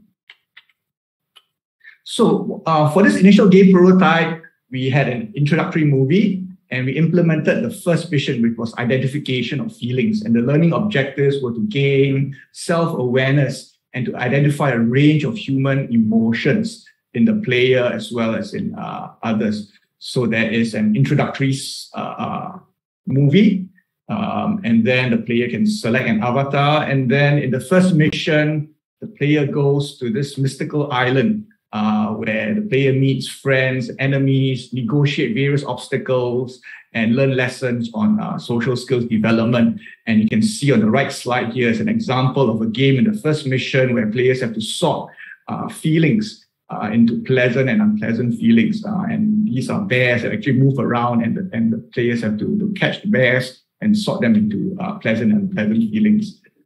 Next slide. Okay, so after completing this initial mission, what we did then was to get children to help co-design the remaining missions and the associated quests. So we adopted a participatory game design methodology involving 6 boys and 6 girls, so total 12 children that worked with us for over a month. Next slide. And the children were divided into mixed gender teams, and they used low fidelity prototyping. That means just good old stationery to help draw and sketch out the different quests and missions. Next slide. So you can see here, first of all, there was a briefing session. Then the children play tested the game. And then you can see the children worked in teams to co-design the different quests and missions. And then finally, at the bottom right, the children presented their ideas where the research team, basically picked the best ones for further development. Next slide. Okay, so here are some examples of the designs and how they were actually translated into the game. So the first one showed a storyboard where the player arrives at a farm of potatoes, and the potatoes want the player to help their angry potato friends become happy. So it's like a whack-a-mole game. The player was supposed to, touch the potatoes that were angry and leave the happy ones alone. And by touching the angry potatoes, they became happy. Okay, next slide. So this was another example storyboard that we adopted. So this scenario is about a player who was trying to cross a river, but the bridge collapsed. But then, so the player can't get across. So suddenly a frog called Jumpy appears and offers to help the player cross the river if the player practices deep breathing techniques. And so after practicing the deep breathing techniques and playing a memory game, the frog will then transport the player across the river. Next slide. Now, there were also storyboards that were rejected, especially those that were violent. So this was an example of rejected storyboard here. Some children decided to have a game based on grenades and cannonballs. So pretty violent, and we did not adopt this because we actually wanted to teach pro-social behavior, not violence and bombs, grenades, and such. Okay, so that's, can we have the next slide? Okay, so this is the full game implementation. So we have a backstory that introduces the mission. Okay, next slide. And then we have seven missions in total. So the first one I would describe previously, which was identification of feelings. The one here in mission 2, what children did was to learn feelings that can have different levels of intensity, from moderate to severe. And this mission especially focused on exploring how to manage angry feelings. So let's go to the next slides because my time is running out. That mission 3 and 4 taught children how to manage their anger. Mission 5 taught children about empathy. That means understanding that other people have feelings as well. Next slide. Mission 6 basically presented an anger management plan. And mission 7 was basically an integrative session where children put together everything they have learned. And then we had a concluding movie. Okay, next slide. Then we had an evaluation where we had 72 children in experimental group to play the game. 76 was in a control group that did not. And then we wanted to see whether the game was effective in acquiring social skills and whether children wanted to play the game in the future and whether they found it fun. Next slide. And so, we were happy to see that the game called Social Drome was an effective tool to teach children social skills. They enjoyed the game, and they also reported wanting to play the game in the future. And in my final slide, the conclusion here, could have the last slide, was that, we were gratified to see that the game showed potential in helping children acquire social skills. And also this user design centered approach, although challenging, time consuming, we found was very important in creating a successful game. And the final conclusion was that we hope that this research added to the literature by providing an Asian perspective. So thank you very much. Wow, thank you. That was a lot of very interesting slides and images and going over the details of this particular game that you created. And I look forward to talking to you a bit more about it in a few moments. First, we want to hear from Prof. Upe about what she's doing. Please. Okay, it's my turn. Thank you, Patrick. Okay. So today I would like to demonstrate one of my ongoing projects about the gaming. That is the last slide. Go for the first one, yeah. My topic concentrates on the gamification and well-being of the virtual uploader on Bilibili. Bilibili is the largest popular media platforms right now in China.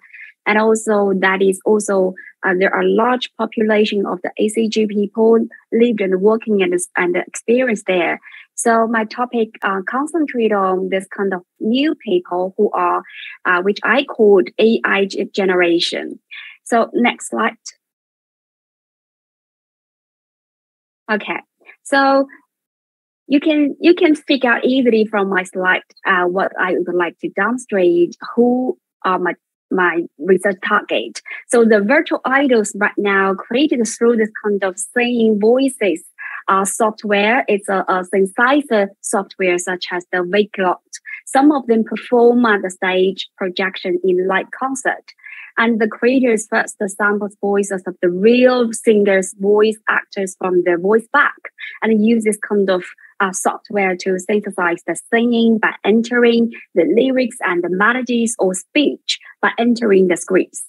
And comparing with this kind of Wake-Lots, the virtual uploader is driven by the motion capture. So 2D or 3D virtual characters generated by capturing the live streamers' performances or movements or facial expressions, so that we can fully support the live interactions with viewers. And also the identity of the live streamers is disclosed.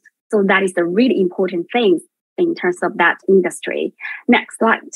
And why it is very important for this whole field that I am with my team to concentrate on, because to better understand the social technological phenomenon of the VOps, we concentrate on the gamification of the VOps, because there are a large number of the VOps construct their roles based on their actual selves, exploring their own potential and their own discovered selves by experimentally with the virtual characters. So from this slide, you can easily to figure out there's an increasing number of the VOps, in particular during the lockdown, during the pandemic.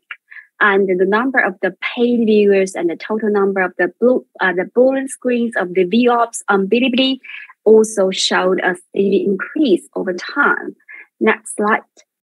So our research concentrated on, for instance, you can just keep thinking. Yeah, thank you. So we try to employ the interview and also the online observation to focus on explore what is the power relations of the virtual identity and the actual identity, and also what will bring to this generation by this new ways of being, what's the possibility for them and what is the risk might arise from.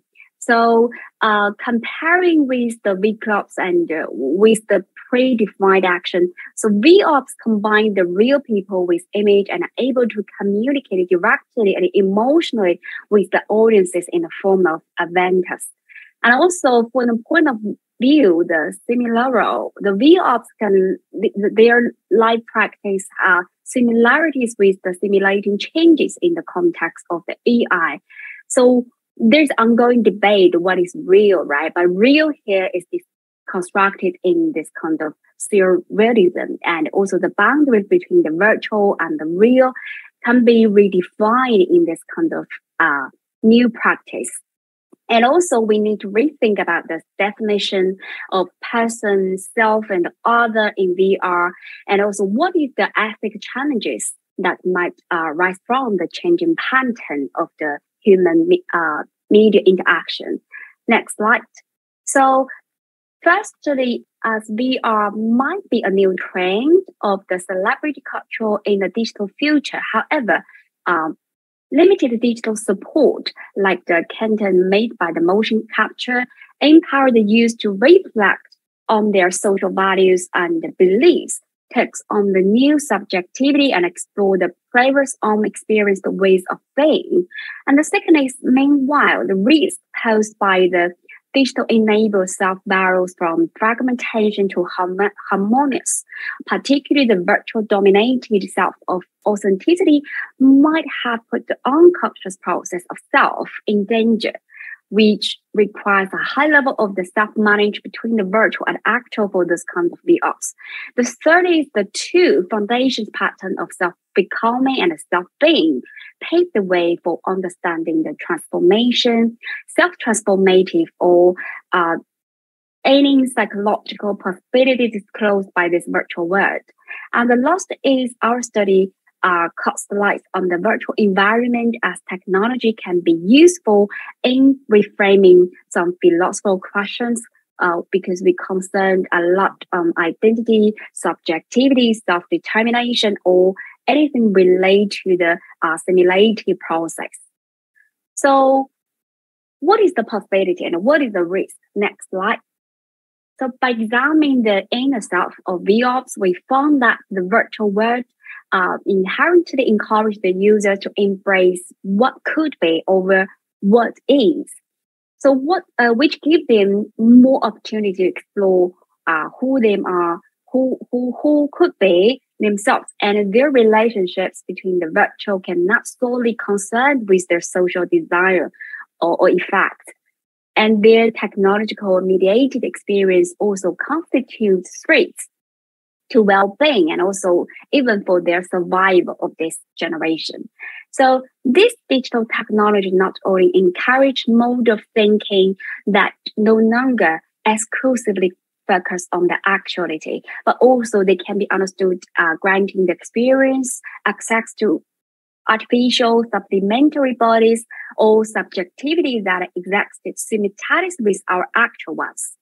So the VOps can engage in the creative activities to encourage the reflection about their actual self.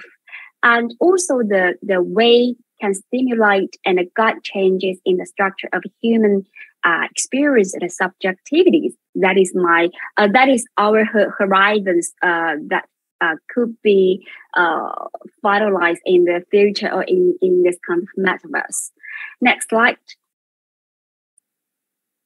Okay, so simultaneously, we also figure out that pose the threats to well-being to this kind of VRs. Because first, they can be doxed by fans, and secondly, there are some physical and mental fatigue, and also it could be easy to fragment themselves. So that is the risk that we have identified so far. The idea that the virtual can provide us with spaces that we can be ourselves, unconstrained by the limitation placed upon us by our everyday existences, might exacerbate our alienation from our actual existence as well. So through this kind of escape into the virtual existences, into the events, rather than tackling, so the actual condition might motivate such as escape in the first place. So that is the risk as well. Next slide. Next slide. Yeah. I almost finished. Yeah. Yeah, that's the risk I have just mentioned. Be boosted by fans, physical and mental fatigue, and also next, the fragmented self. Yeah. That's my presentation I would like to demonstrate today. So all in all, in this digital age, being humans as ongoing process and open questions that cannot be satisfactorily answered or even be completely understood without taking into the consideration our relationship with the technological creation by both opportunity and risk. Okay, thank you. Well, thank you all for quite interesting. It's an interesting variety of statements, of course, all related to this idea of gamification. I guess if I'm going to start actually just by instead of waiting till the end to make a summary comment, I think I should make it now that one of the things I saw across this panel so far is that we're being asked to rethink in various ways human and digital interactions for well-being in various ways. And one of the just a generic question I have is, are we increasingly expecting digital technologies to help people with their own health and well-being instead of us as humans helping each other? I think it's a generic question that any of the three of you might be able to address through your own work. How are we, what responsibilities do we have as people to take care of each other versus the roles that these digital technologies are being expected to play in this area in the future? And I'll just open it up. If any of the three of you would like to start, feel free. Yeah, I think like I mentioned, sorry. No, you go ahead. Go ahead. Okay, I just break my idea. I think I've mentioned that before. It's a great opportunity for this AI generation to explore who they can be, and that arises the possibility and the risk as well. Yeah, so I'm keep an eye on this kind of groups people and trying to explore further what exactly they could finalize to become. Also, that's why how I define self-being and self-becoming. Yeah. Thank you. You go on. Okay. Thank you so much. Well, I'm tempted to say that there is a generational gap that younger people, might tend towards technologies and older people not. But I would think that that's too simplistic an argument. There could be various factors where some people might rely more on technology for their health, and some people might rely on other people. So it's a mix of maybe self-efficacy, personality, and so on. But ultimately, I feel I'm a proponent of balance, that we can't just rely on technology alone to be responsible for our health. Neither can we always rely on people. Because they may not be available or they may not be able to give us good information. So I think it's really the responsibility is to the individual to decide on the right balance. how much should we rely on technology and how much should we rely on people? And that also maybe is determined by factors such as the person's ability, technological ability, the ability to discern accurate information, and the social circle that he or she is situated in. So I think it's a complex question actually to answer. Ian, do you have a response to this? Well, thank you very much for asking me. Well, I think we're definitely living in a digital era, especially coupled with the challenges of the COVID-19 pandemics. Much has changed during the pandemic, especially when it comes to education and when it comes to teaching students with special needs, including special education needs or disabilities. In such a context, many students are being alienated, because they cannot just simply catch up with the rest of the class. So I think we should definitely utilize the use of technology, education technology, to help students and also to help each other. So I think it's of utmost paramount importance that as education entrepreneurs and as the educators, I think we have the obligation to help students with disabilities using latest technology, including immersive technology. I think Zoom have a very good example of putting people together. But the thing is, as educators, we often think of how can we improve the learning experience, how to care and cater to the needs of special minorities and special groups of students as well. So this is actually what is always in my mind. Yeah, and that raises a very good point that maybe I could just follow up with you for just one more minute. So how do we nurture and support people who may not have equal access to some of these technologies, access to these games, access to these platforms? I think we assume a lot that everyone has kind of access to these things, but I think that's not exactly true in all cases.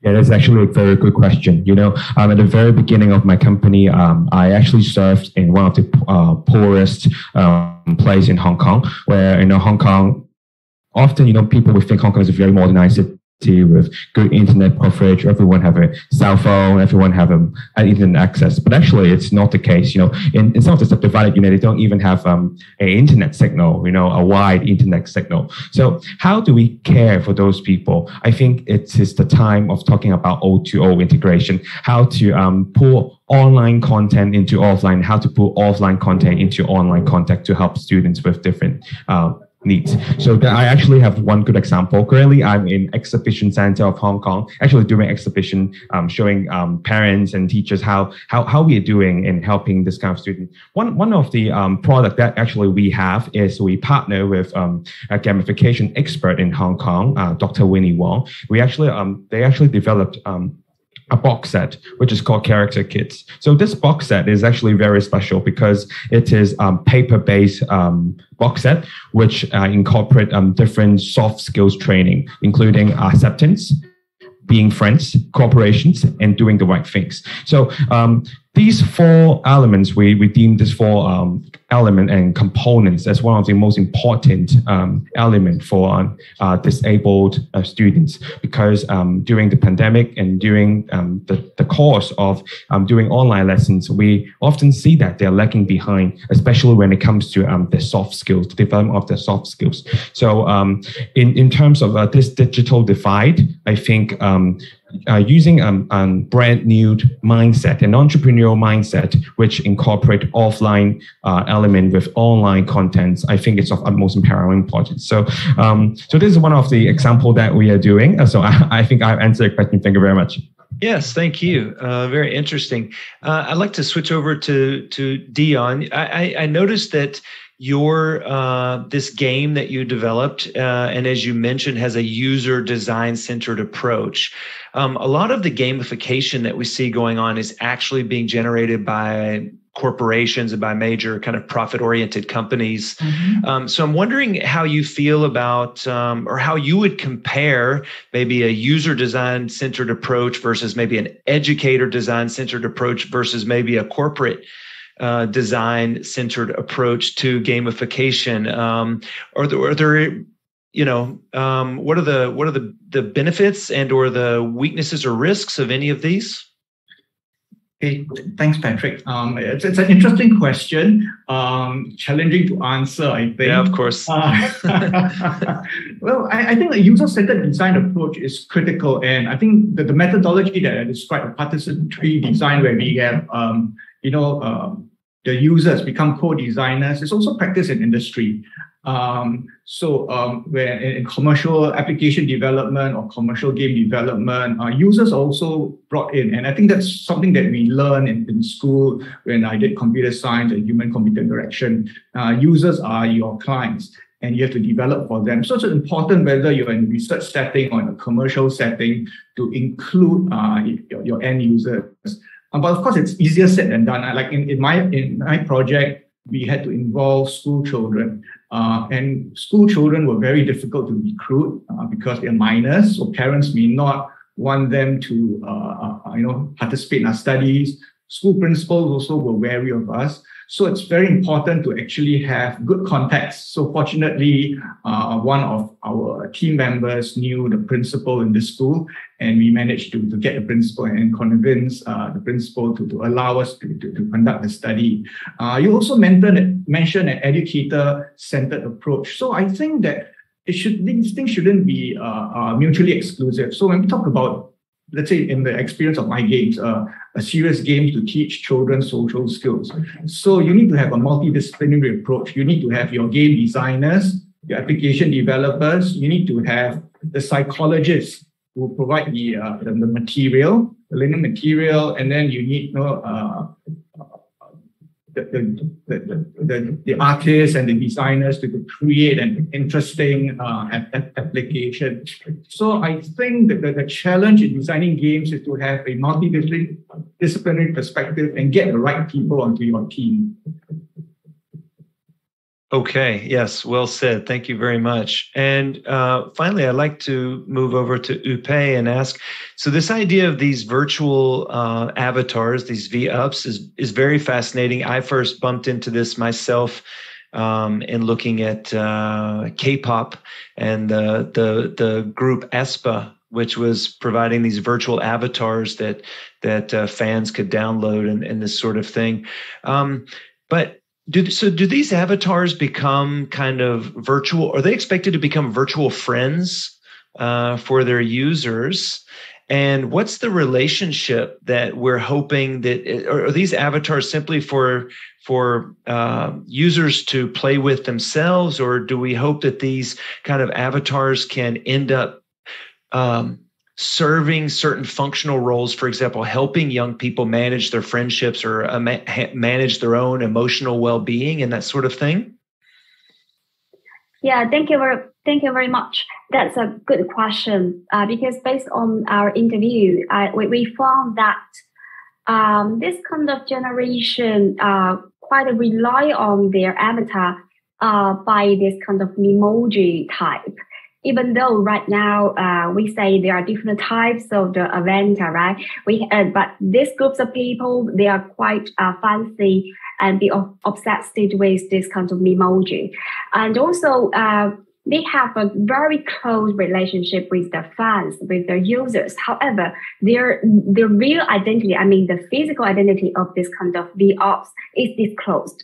And also, in particular for their fandom culture, it is not allowed to expose the identification of the V-ops. And also for most of the interviewees we have collected, they will use different way to perform themselves. So some of them perform who they are in the physical world, but some of them perform that they would like to be. So they felt like it's a great way to explore more possibility to be a real herself or himself. Yeah, and also we can see the increasing population of this kind of V-ops, even though in the previous time it's a subculture in China, but because of the popularity of the metaverse, the concept or application, now we can see there is the increasing number of people who employ this kind of avatar in ultra-realistic or hi-fi or even the emoji as the entry point to access the metaverse. So there's an increasing number of the people who play with that. And most of the interviewees from my research are students from high school or bachelor degree, and half them are full-time and half them are part-time. So they play for themselves. Yeah. Hope I have answered your question. Yes, definitely. Now, I am cognizant of time, and I know that we need to end this session in the next, in about 3 minutes. So I just want to ask, maybe if each of you could take 1 minute to respond to this question of what would you say is the most significant challenge in promoting the gamification of well-being today? Is there any particular challenge that you think is that we need to face? Or if you have maybe the answer to that question, like how can we face the important challenges of gamification of social well-being? Maybe Ian, if you could go first.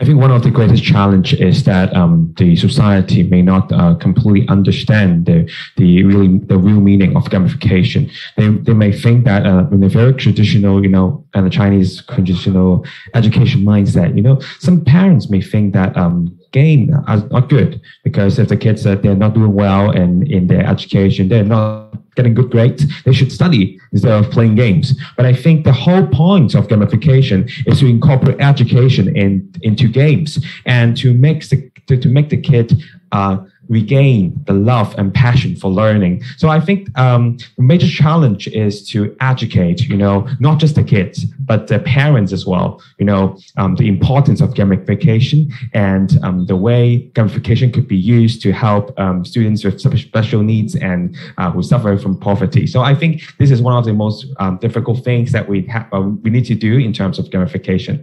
Yeah. Yes, the generation gap is a very important point. Prof. Dion, do you have any closing ideas here? Sure, Patrick. I think that the challenge here would be getting the word out about your application. I think there's so many applications out there. The competition is immense. You may have a great idea, it's theoretically driven, evidence based, but how do you actually cut through all your competitors and say, hey, I have a very good application and please use it because it's beneficial for you. So that's one of the challenges just that we actually face in the game that we develop.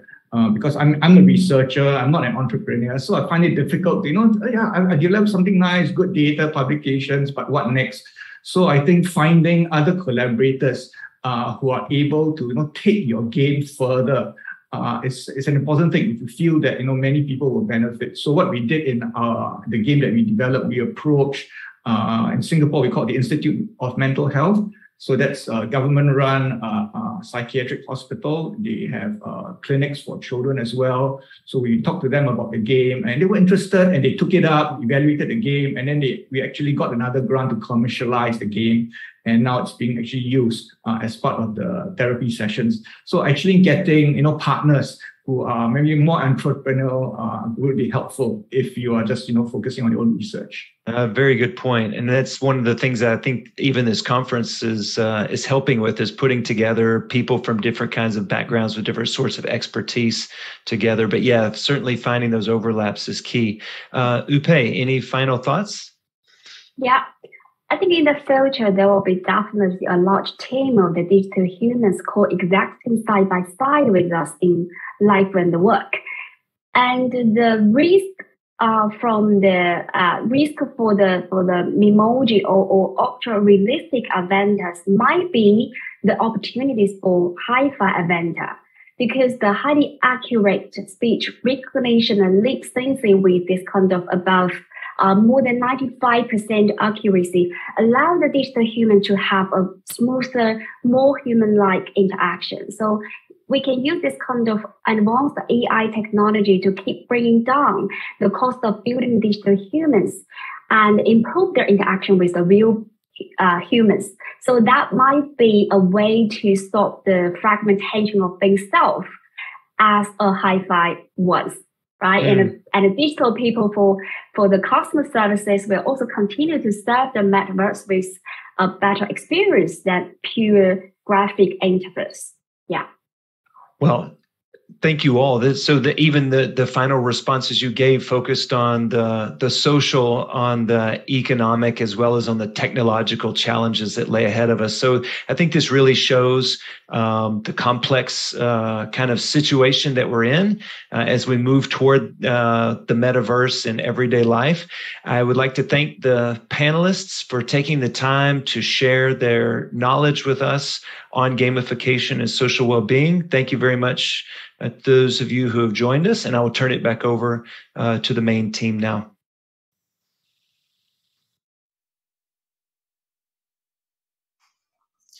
Thank you, Professor Williams, and all of our panelists. Now moving on to the next segment, the Metagame Conference also features a student digital art contest entitled Level Up Our World. I now welcome to the stage Mr. Jack Chen, CEO and co-founder of MoonLab, and also HKUST Master of Science FinTech alum, to share more information about the competition. Mr. Chen, please.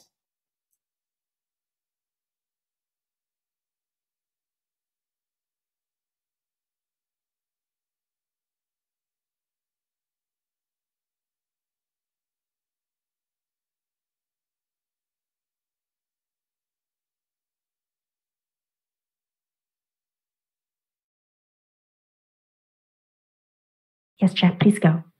Okay, sure. Good morning, esteemed guests. I'm Jack, the CEO and co-founder of MoonLab, and I'm also an HKUST alum. We at MoonLab believe in the power of technology and working together with talented artists. And that's why we are very glad that we can sponsor this year's digital art competition, Level Up Our World, which offers students of the Asia Pacific a chance to influence the gaming industry and to shape an equitable, sustainable, and inclusive esports and gaming ecosystem in Asia.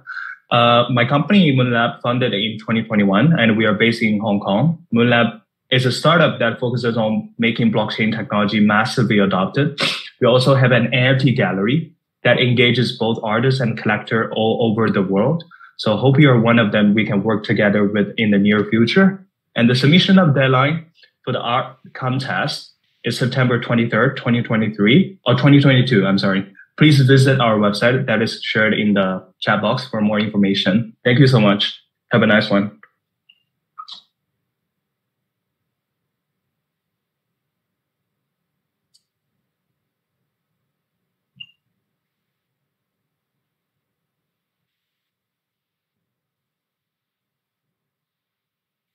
Speaking of contests, I'd like to take a moment and speak about our own tournament.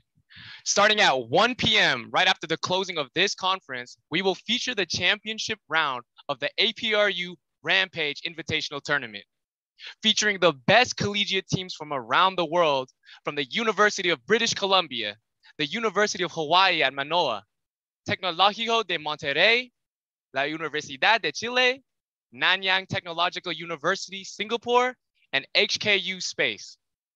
To introduce this tournament, we'd like to invite our partner, Mr. James Su, the president of Acer Gaming. Mr. Su, take it away, please. James, good to go. James? Yep. Hello, everyone. Welcome learning on Planet 9. I'm James Su. I'm the president of Acer Gaming.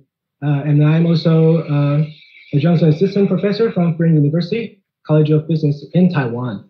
It's a great pleasure that Planet 9 can be part of this APRU, and also it's a great pleasure to see all the educators and the students from all over the world on this APRU. So in the next several minutes, I'm going to give you an overview on what Planet 9 is. Yeah. So Planet 9, talking about Planet 9, Acer, we have a plan to create a complete gaming ecosystem. So Acer, as you may know, is a PC brand. We have a Predator and Nitro brand designed for the gamers. So when we step into the esports and the gaming sectors, very soon we found PC is just a small, tiny piece of the industry. So we believe, we understand tournament is the key. So therefore, we launched our own tournament, which is the Asia Pacific Predator League. This Predator League, we already have like more than 3 years with more than 25 countries. This year, the final will be in Japan. And we're also planning to expand the Predator League to Europe and to America, making it a global tournament.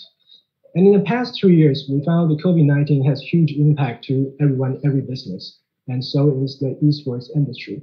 And therefore, we developed this Planet 9 platform in the goal to connect all the gamers and help them to evolve and battle together on this platform. Next slide, please. Yeah, so talking about Planet 9. Planet 9 is a next generation esports social platform. It has 3 major features and functions. There are community, tournament, and course. So for community, we help gamers to create or join gaming communities from around the world. They can create their own club, create their own team, and also communicate with each other and share information. So the goal is to help gamers to stay in touch. In the center part of Planet 9 is the tournament. So as we know, the tournament is the key for esports. So the mission for Planet 9 is to have all the gamers to easily participate in any tournament, and to have all the gamers to easily create and build their tournament. So we have many tools, which we will talk about later. And lastly, we also have course. Course, so this also has something with educational purpose. It's help any gamers can register as a mentor to teach fellow gamers on the skills, tricks, or aside from that, they can also share professional skills like how to do video editing, how to do digital editing, how to do graphic design. All these skills help not just only play games, but also on career development. So this is the 3 major pillars of Planet 9: community, tournament, and course. Next slide, please. Yeah, so talking about tournament. Tournament is the center part of the Planet 9. Since its inception 2 years ago, we already have like more than thousands of tournaments being hosted on Planet 9.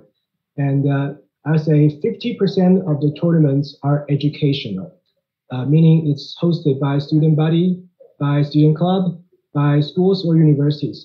I give you some examples here.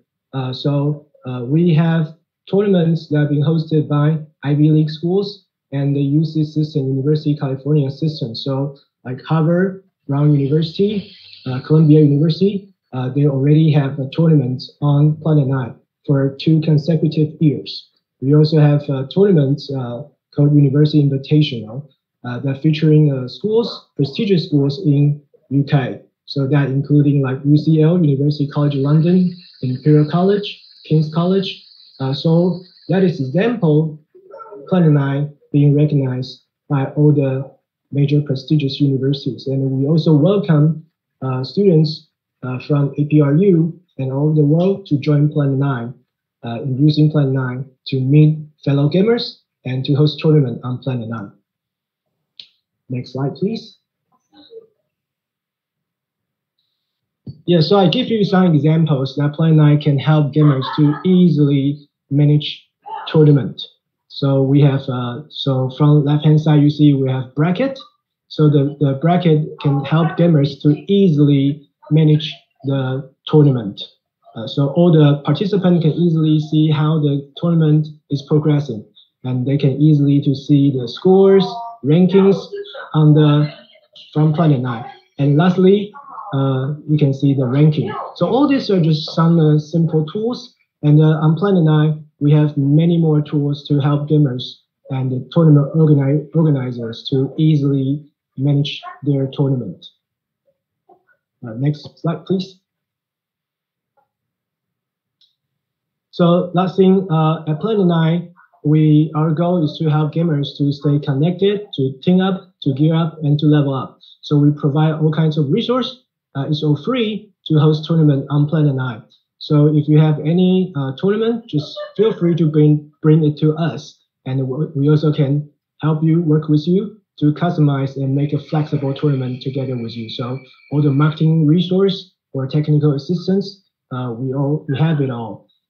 So feel free to check out planet9.gg after this meeting today. So the last page. Next one. Visit us at planet9.gg. So thank you very much, and we look forward to meet you at Planet 9. Thank you.